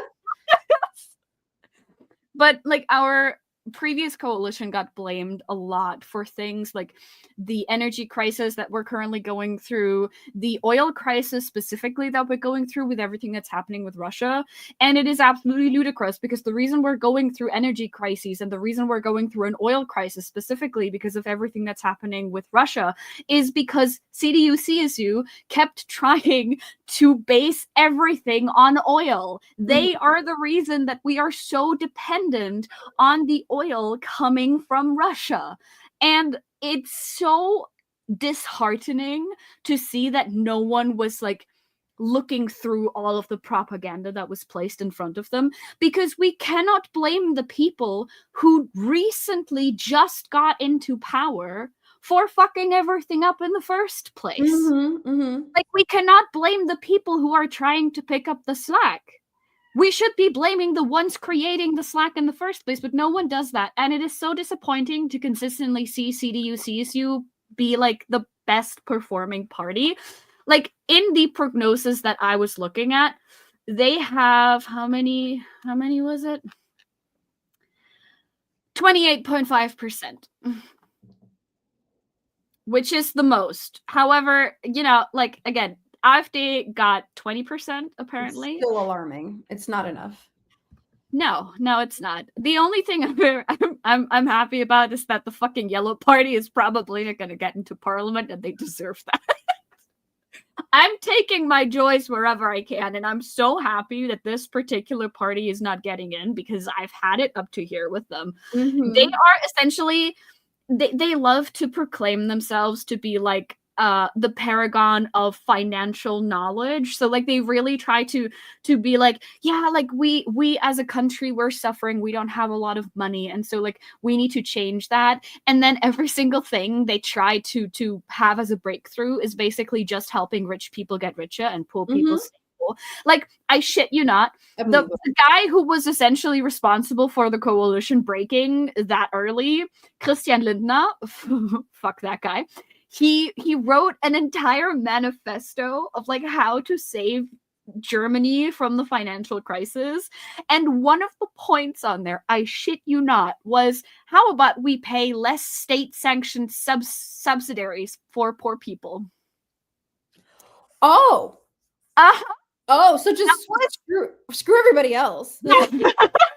Like, he legitimately looks you in the eye and goes, let's not pay poor people anything anymore. And you're like, oh, okay. Yeah. I mean, we have something similar going on here with which blows my mind that people are still in denial of the fact that we're paying more. If you are within going back to what we talked about earlier about like middle class, quote unquote, like if you are in the most average of poor to the most average tax brackets, you are paying so much more in taxes than the CEOs of these multi-million dollar companies. And yet people are so convinced that they're doing it in our favor. Like they're literally taking the money out of your wallet every single day. And you just no questions are being asked. Like, this is also so funny because our leftist party has consistently tried to get voters' attention by basically going, we want to tax millionaires. And the way, see, this is the funniest thing. The way the rich tax is supposed to work in Germany, if we ever get it through, is that you will not be necessarily taxed on how much you have. You will be taxed on however much you have beyond a certain amount of money. That certain amount of money that we're talking about is inattainable for 99.9% of German citizens. So like, I don't remember the exact amount, but we are talking more than 1 million in money and assets. So anything past that point is going to be taxed. So they're not even trying to argue for taxing the million. They're trying to argue for taxing the stuff beyond the million. And yet you have so many people earning like a maximum of 50K a year going so hard against this and being like, oh my God, we shouldn't do that because like then they tax us more. You will never be a millionaire. They will never None of us see will that ever money. be millionaires. None of us will ever come. We can't even imagine what 1 million is going to feel like because we will never get it. We will never see that money, and that money will never trickle down. It does not exist. Trickle-down economies don't work. Trickle-down economies are a lie fed to you, so you will keep comfortable in the downtrodden place that they put you in. And none of you understand that what they're trying to tax is not even basic income. In fact, they're going to tax basic income less if they can do the rich tax because they will not need as much money from the people making less. And yet we cannot use our brains for 5 seconds to figure out what's going on. Like, does the boot really taste this good? Apparently it does. On that? According to at least 20% of your country and a good 40% of mine, it does. It's literally. No one understands how much money 1 million is. Like, I don't understand how much money 1 million is. I love these videos. I found this one video. I don't remember who took it. I think it was on TikTok somewhere, of a person trying to conceptualize how much 1 million is by using grains of rice. Yes, I saw that. Yeah, exactly. It's really good. I think that video should be mandatory for every single person in every single country of the world. Yes. But especially the working class, because we need to conceptualize that we cannot, in fact, conceptualize 1 million. We cannot. We are fully unable to conceptualize how much that is. And then take the fact that we cannot conceptualize it and times that by the fact that, not even going to try to make it quantitative, but the fact that there is a multiple people, and especially one specific person who has more money than anyone has maybe ever had in the history of our planet. And You're telling me that they've been able to consolidate this wealth and that somehow they're going to be like, yeah, here you go. I'm just going to let it, here you go. And here, that they don't attain this wealth by giving it away or giving a shit about anybody. No. It's not how that works. You attain this kind of wealth by specifically not giving a shit about anyone else. Literally. Because otherwise you would not be able to rest easy knowing that you have exploited your way across the entirety of human history. Yeah. Yes. Yes, absolutely. Getting landlord continuously so wild. Oh, they're so... How old do you want me to tell you a good story about a landlord? Because I have one. Good? From a friend. Yes, legitimately good. I promise. So, as we've discussed very briefly previously, trying to rent or buy in Munich is absolutely impossible. The city is incredibly expensive to the point where it is one of the most expensive cities in all of Germany, even though it's not the capital city. Capital is Berlin, for anyone who doesn't know. And a friend of mine lives in the city because, you know, she goes to uni there like I do. And she managed to find an apartment which is situated above an embassy because her landlord owns several buildings in Munich that are all located above embassies. So basically he owns the embassies as well. And because he's like, the embassies pay me a fuck ton of money to be able to be here because, you know, as an embassy, you have to have extra security in place. You have to be able to be in a place that is relatively easily accessible from like a public transport point of view, right? Because a lot of people are going to go in and out and they need to get in and out and they need to do it fast. So what he does is he charges every renter who is not an embassy the exact minimum that he has to charge them legally, because this is the fucky part, right? He used to charge my friend even less than he is currently doing. Like she pays, I think, 50 euros more every month now because he had to raise the rent because he had to pay the state a subsidiary because the city would not allow him to rent below a specific price they set without him having to pay out of his own pocket to make Oh my God. And he went to her and he was like, I'm so sorry. I think I need to charge you more because it is costing me too much money to be able to do that. But the story continues to get better. He is putting the extra money that she has to pay him every month away into an account that she can later use when she leaves that apartment. Oh, how wonderful. He is the only landlord I will ever respect. Incredible. Incredible. We love to see it. King behavior. Because he's essentially over here, like, I get paid enough money by embassies and thus also the city to be able to maintain these buildings. He's a handyman as well. So, like, he does a lot of stuff himself, or he does a lot of stuff with his family members who are also, like, a lot of them are handymen and stuff like that.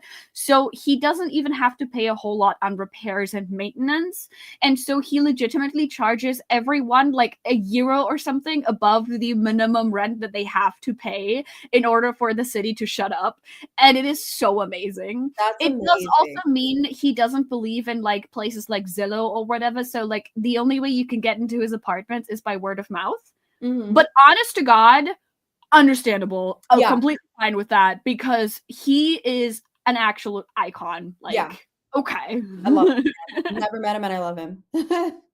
Same. Yeah, it's really good. Super cheap. Good. And then they were nice. Good. Oh, I didn't know that. That's news to me.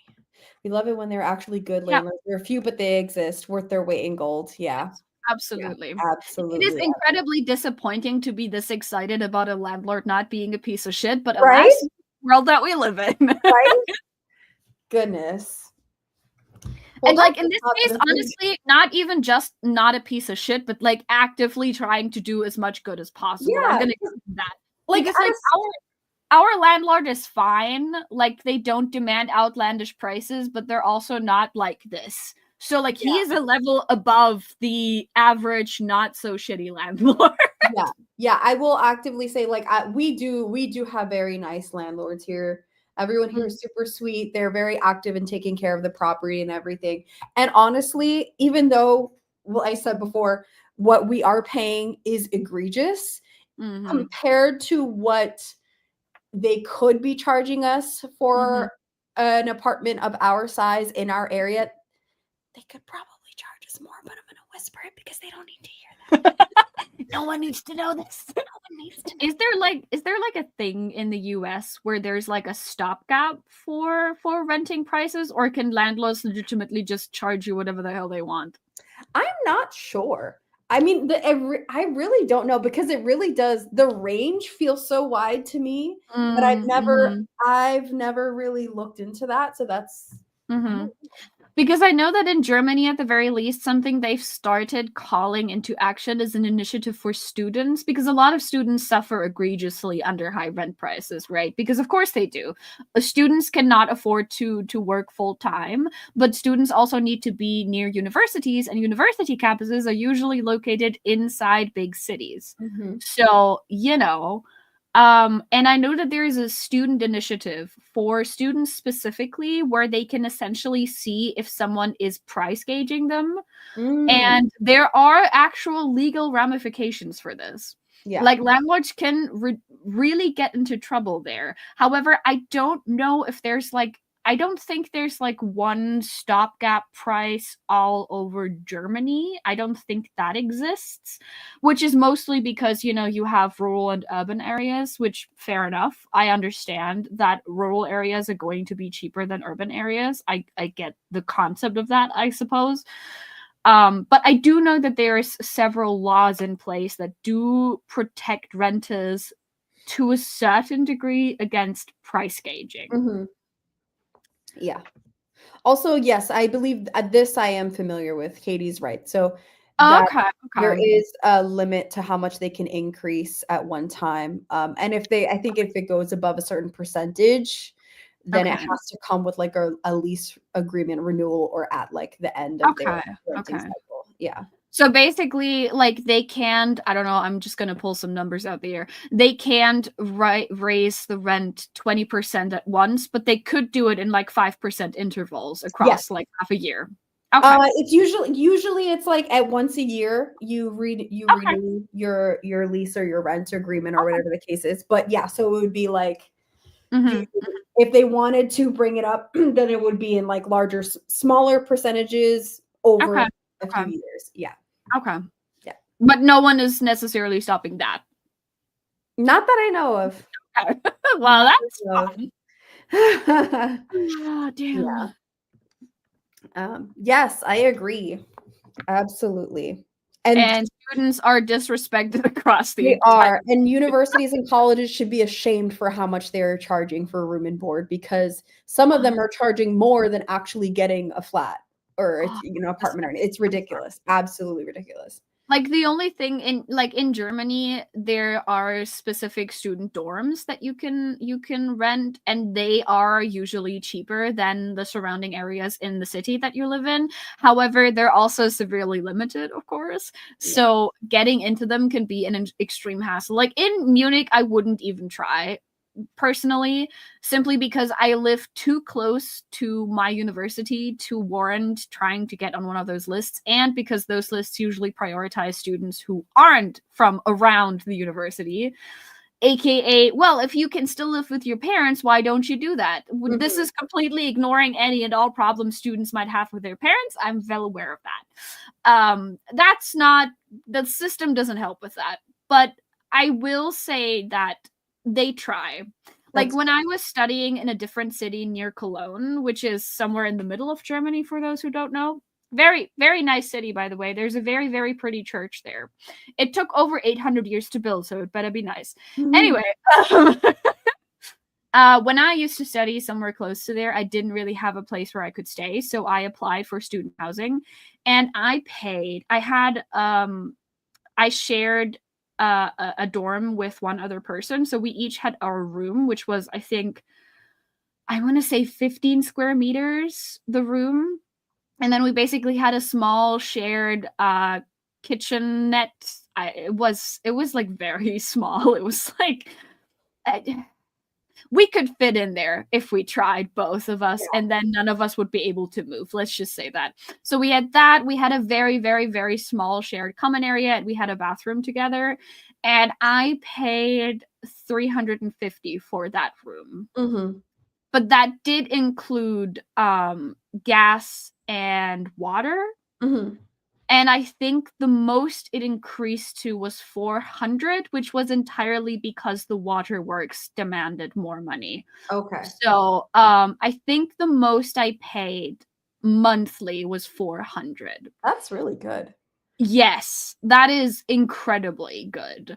So they do try. Obviously, it depends on which university you go to and which city you go to. Like, a lot of the cities surrounding Cologne are all right with their prices. The further north you go, the better it usually gets. And if you study at a smaller university, you have a chance of studying in a smaller city, which also automatically means that the prices are lower, which then means that student dorms are usually even lower than that. Mm-hmm. But also, like I said, there's very long wait lists. You basically have to be lucky to get into those student dorms. And the further away you live from them, the more chances you will get, which is fair enough in some ways and a bit critical in others. But they try in a way. They try. Germany could do a lot worse with its students, but we could also do better. We could Yeah. always do better. Yeah, no, they don't give a shit here. They don't give. It's way more expensive. It's much cheaper to rent outside of the school than to rent within the school. That's so stupid. I'm sorry. Yeah, it's so Like, stupid. It's so why even have student accommodations if the Yeah. students can't pay them? Like, They're what not is- being accommodated, and they also don't care if you're coming from afar, how close you are. It's literally who's going to give up the money first. Wow. Yeah. Yeah. Well, that's annoying. actually, oh, that's great. Still stupid expensive. Yeah. Yeah. Yeah. I feel you how I can relate. I've been independent pretty much since 16, so I understand how. And I think this is my problem, right? Like, in Germany, you also have something that's kind of similar to FAFSA. It's called BAföG, which is basically some sort of monetary compensation for when you're a student and you don't have enough income and you need money. You will get money every month. However, you will also have to complete your studies in a set amount of time, basically, because otherwise they're like, well, you're not serious about your studies, so you don't get the money. And the problem is that kind of money is heavily, like, whether or not you get it and how much you get it is heavily dependent on how much your parents make. Right. And when I tried to apply for it, because I was living not with my parents, I was living 600 kilometers away from them during my first few semesters of university. When I tried to apply for that, they did not ask me if my parents own the house that I live in or the apartment that I live in now. They do, but they haven't paid it off. They weren't asking necessarily how much my parents pay in rent, if any. They didn't ask if my parents have any kind of debt to pay off. They literally just asked, how much do my parents make and how much do I have as money? Yeah. And then they were like, well, your parents have enough money to pay you, so you're fine. Yeah. And I was like, okay. My parents happen to be able to send me about 600 euros a month to be able to live somewhat on my own. And I did also take on a small student job at some point. But, like, to make it so heavily dependent upon the parents is also very much a problem in some ways, because there's a lot of parents that either don't want to fork over the money. There's some parents who can't really fork over the money, at least not this consistently. Like, what exactly are we doing here? Yeah. 110% can relate to that. Yeah, it's very similar here. Yeah, so even though I had to take out loans and financially support myself and financially put myself through school, I still had to file along with my parents because legally within the age bracket and also for health insurance reasons, because I think here it's up until 25 or 26, as long as you're enrolled in school. It's like, okay, but that's not reflective of our actual financial situation, though. Yeah. And it's also this thing where the system is like, I expect your parents to sacrifice everything for you to go to university. And it's like, okay, but not every parent wants to do that. Because some people, like, I don't know how much my parents struggled sending me 600 a month, but I'm pretty certain that at some point they genuinely struggled with it. They just didn't tell me. Yeah. And I don't know, man. I think support programs are great, but support programs are also severely underfunded to the point where they basically do nothing except when you are in such financial hardship that even the program itself can't help you. Yeah. Like, what is this? Yep. Yep. Yes, community colleges are awesome. I support community college choices 110%. Do you guys have community colleges there? Is that a thing? Well, kind of. Like, basically, what we have is universities, right? Like, we don't have, like, necessarily what you have as a college. Everything that's higher education by us is called university. Okay. There's a difference between Hochschule, which is university, and Fachhochschule, which basically means people that didn't get the kind of education that I did with 12 years in school and having to take the Abitur, which is like the last exam you take in Germany. Mhm. And Fachhochschule is often more about factual things like handyman things to do with your trade, like a hands. trade. Yeah. Yeah, Yeah. whereas universities are often more like up in your head, right? Mhm. We do have differences between, I don't know if they're necessarily called community universities, but like public universities versus private universities, Mhm. but we don't have that many private universities. Okay. It's just that there are some subjects that you can only study on like a few select private universities. So if you want to get into heavily specialized themes in particular, sometimes sciences, yes, but also sometimes arts, you are going to have to apply to a private university. Mhm. But our public universities cover almost everything. Okay. And our public universities need you to pay a semester fee. So you pay once every semester, and usually that includes some sort of ticket to public transport because students get discounts on public transport tickets because universities will have contracts with public transport agencies, essentially. And so, depending on where you study, you will pay a specific amount for whatever it is that you do. In Bavaria, where I study for my university, I have to pay 80 euros every semester. Okay. 80 to 90, somewhere in Oh, there. wow. This is also partially because we are currently not paying for student tickets because we have the Deutschland ticket. So it's a ticket that is valid Germany wide, except for express trains. So a lot of the rural trains and like the smaller urban ones and trams and stuff like that, you can basically use all of those for, how much do I pay right now? 38 a month. Oh, wow. So essentially, we pay less because my parents have the same ticket and they pay 58 right now. Mhm. So we get it cheaper than the average citizen does because of our status as a student. Mhm. And so essentially, considering that a semester is give or take 6 months, you could say that I have to pay 39 every month, technically. Wow. But that is like the 39 are not necessarily something I pay to the university. The Mhm. 39 are something I pay to our public transport services. Okay. And it allows me to travel through the entirety of Germany if I wanted to. That's awesome. Mhm. That's so reasonable. Yeah. You're gonna feel even more insane. When I studied near Cologne, right, we had to pay, I want to say 140 every semester, but with that 140 came the ability to travel without any additional cost through the entirety of the state public transport. Wow.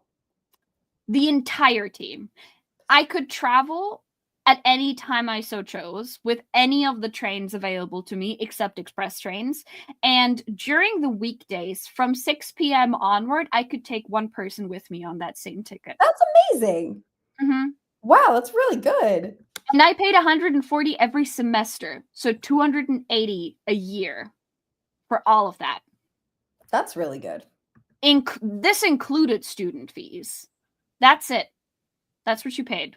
And that's not counting tuition or is there tuition? That is the tuition. In Germany, you have the tuition in Germany is more a symbolic thing than anything else. That's the tuition? Yeah. Excuse me, I'm gonna go cry. Do you want to move? Like, I mean, our political situation is fucked as well, but like, do you want to move? I mean, it's too late now. I already got my degrees. It's fine. Oh my god. That's insane. I think what was I paying? I mean, I'm still paying. I'm gonna be probably paying it for the rest of my life. I don't know. But Yeah, like, I would I've heard say from some people doing the math and being like, I owe more now than I did when I took in yes, the because loan. of interest. I would say the equivalent of what I've had in student loans is close to a house. Close to a house. It's ridiculous. It's crazy. And I mean, I was lucky enough to get scholarships to cover a bit. But even with those scholarships, it's probably I can get 2 cars with how much money I have to pay. So fucking sad. Crazy. My God. Crazy. Actually, I remember, so for context, my very last semester of grad school, of grad uni, they increased our tuition by 4%. And I had already taken out the maximum in loans and had already maxed out on my scholarship. And so basically you had a breakdown.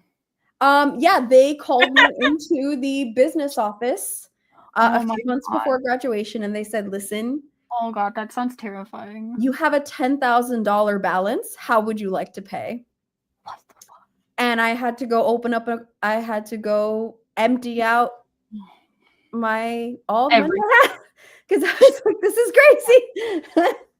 Oh my God. Yeah, my life, like basically my life savings. Yeah, it was absolutely. Yeah. I was like, I'm not gonna not graduate because no, of course not. I mean, at this point, you've basically made it through. You're missing like a sliver of it. Yes, so right. But also 4%, $10,000. It's crazy. That is so like the second you said 4%, I was like, the number is still gonna be high because 4% of a fuck ton is still a fuck ton, unfortunately. And they offered me, they were like, oh, do you want to take out this other loan that we have? And I said, no, I would rather be broke than take out that loan because that loan has an 8% interest. I'm not crazy. It's like, I'm not doing it. I would rather just I'll find I fully get. Honestly, that was probably the only choice you really had in that moment because no, like Jesus Christ. Yeah. Anyway, I hate it so much when they're just over there like, we could offer you so and so, and you're like, what you're offering me is the rope from which to hang myself. Yes, this is not an offer. This is an execution order. Absolutely not. But yeah, it's crazy. It's crazy how absolutely unacceptable behavior. And like you said, not every parent is actually helpful. No. At all. Yeah. Hi. I can relate to that. Not helpful at all. Oh, thanks, Roro. we threw hearts back. Hold on. Whee! Yes. Yeah. Absolutely. Okay. I'm catching up. Yes, Katie, absolutely. Yes. The whole thing of like, I have good parents and I'm thankful for that. But also, every time they pay for me, I feel pain. But also, I legit cannot pay for my own. Because how? With what money? I don't have money. Literally. Yeah. I get that, Katie. I get that. Good for you, Hal. Just realized I didn't think I've done an acronym for Sylla. Give me a sec. Gotta cook. Yay, we love it. Okay, gotta go and eat something, but glad I was able to catch these sprints. Been struggling to get around, but trying some more. Oh, yay. Thanks, Casey.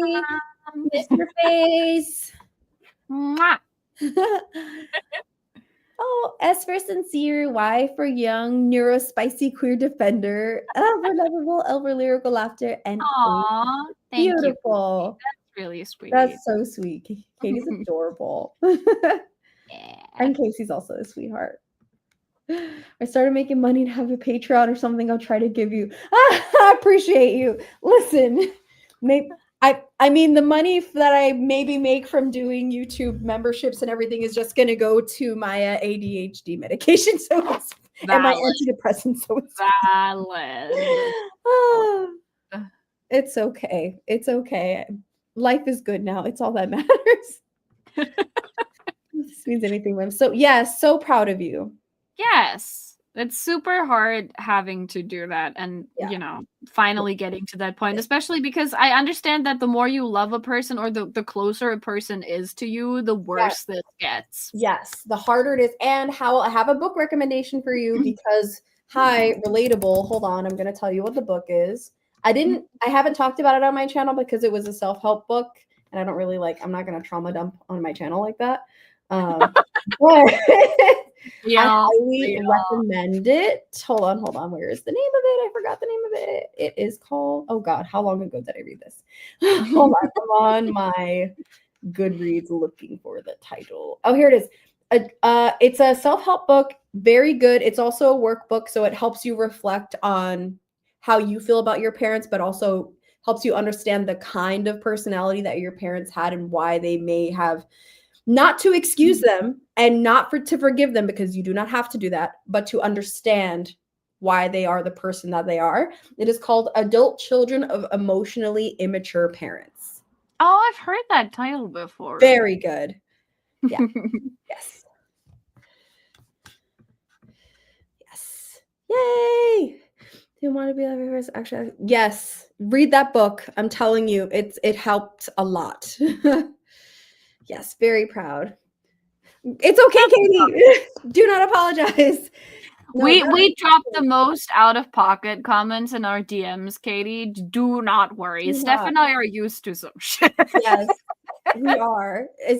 I'm selective with when and where I choose to. Listen. I think at some point I just got online and I told Steph, hey, by the way, I don't know if I can make it for the live show because I busted my face open. And then I sent a picture of the garbage can that I busted my face open against. It has a hole in it because I refuse to go down alone. Literally. I was like, hey, Steph, I lost 2 teeth today. And I was like, what?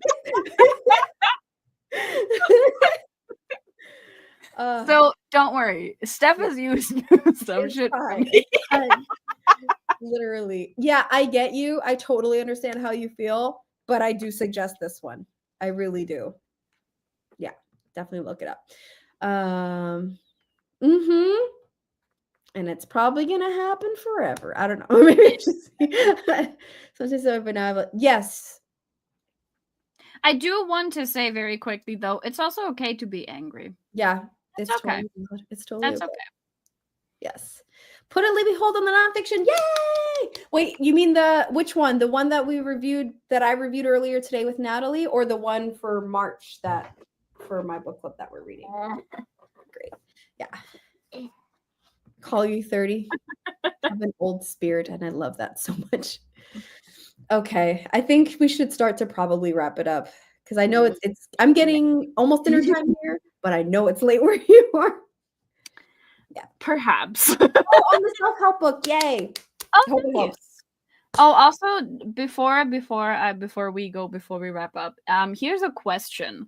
Because considering that I have to make 3 phone calls tomorrow to 3 healthcare professionals, which I despise.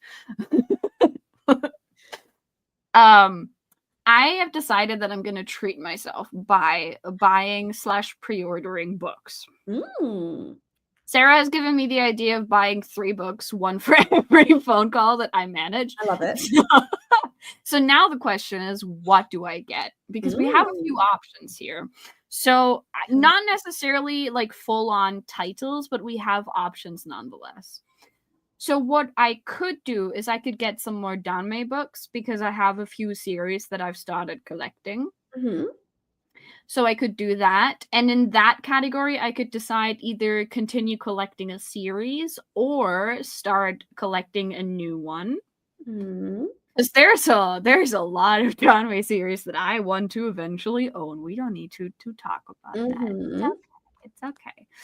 Then the second thing that I could do is I could look through my wish list either on Amazon or just in general Specifically, maybe see if there's any series that I want to keep on reading. Like, for example, I mean, I still haven't read it yet, but I do want to start reading the Mistwraith series by Jenny Wirtz. Oh, that's chunky. Yeah.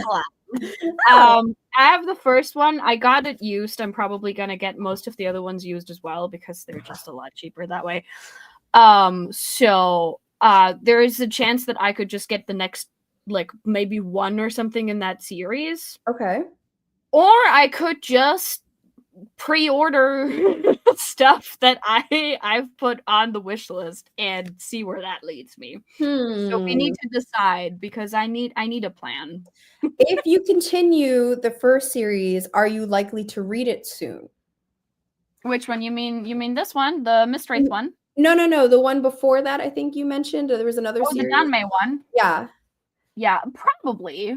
Like the series that I'm thinking of continuing is Husky and His White Cat Shizun by Meatbun, which I have been meaning to pick up for a while now anyway. So there is a chance that if I get the new books, I might just actually continue reading. Mm-hmm. Oh, damn! Wow. Yeah, like I think the last and newest one came out like a few years ago, maybe tops. And like the first one, Curse of the Mistwraith, is from. Hold on, let me check that. So this one was first published in 1993. Okay. So I'm here for cute, fun joy, which is what the other one sounds like. The Husky. Oh, it's not. Oh, it's not? Oh, never mind. The title is very adorable. The author's name is very adorable. Every single author's note that she's ever published consists of going, I'm kind of sorry for the pain, except I'm not. Haha, loser. I take back what I said. It is so funny. Like, she legitimately has an author's note that reads, oh, I'm sorry for, and then in all caps, actually, I'm not sorry at all. I'm dead. Okay. I mean, that's iconic energy. So right. It is absolutely iconic. Okay, what do we vote for in the chat? What are we thinking? I don't know if that counts as Roro's vote for the one that took 30 years to finish. Doing Priorton and Shen Messenger. Yeah, like his note in, like, I think it was the fourth book of the second Percy Jackson series, where he was like, I'm sorry for the cliffhanger in book 3, except I'm not sorry at all. That is the exact energy that Meatbun brings to the table with every single one of her series, because they consistently get more unhinged. I'm kind of here for that, though. I'm kind of I know, right? Natalie says Danmei for the win. I'm not surprised that you would vote for that. I'm here. I love a good unhinged energy. And also, that 30-year-long writing series sounds really interesting, but I think we're finishing this giant brick. No more bricks. That's true. Take a break from a brick right now. Oh, Howl, I think you mean the Disabled Tyrant's Pet Fish or something, right? Oh. I think it's that one. It has Mpreg, so. I say Danmei or Wishlist. I will take inspiration from many of my beautiful students. Also keep the bravery and kindness. Oh, Katie, you're so sweet. Natalie's showing the brand. I was like, the second I said Danmei, I was like, there's going to be at least one person in the audience who knows what I'm talking about, and it is going to be Natalie. Yes. Okay, so I think we're generally, the crowd is in agreement between Danmei and Wishlist. You know, Natalie, maybe I will just hop into your DMs and present the choices to you, and then we will see what happens. There you go. Oh, sweet. Yes. Okay. I want my message. Don't worry. I will consistently be chaotic, so you have a lot of inspiration. Love to see it. Okay. I feel like that's a great place to end for today. Lovely. Yes, and now you have to follow up. There we go. All right. It will happen. Yes. Not completely, because my bi bestie is a little more reserved, but there will be aspects. That's okay. That's I support you're a little bit more reserved by bestie. Okay. Yay, that was fun. You know, my one closing sentence is going to be the one thing that is actually kind of nice about this fucker is the fact that I am done with day 4 and I am at 40%. This is the only thing that brings me joy about this book, is the fact that at least until right now, every single day was approximately 10% of this motherfucker. You know what? Now that you say that, let me go ahead and update my reading app and tell you what percent I'm at. We need to see if you're at 70%. Oh my god, I don't think I am, but I don't think I am. I just finished day 5. I'm on day 6. Oh, you finished day 5. Okay, so you should be at 50. I think I'm at least, I think I'm more than 50. Hold on, I'll tell you right now. Let's not be too hasty here. You're right. Hold on. I'm on page 760, I think. Let me see. 765. Hell yeah. 57! Okay. I read 7% today.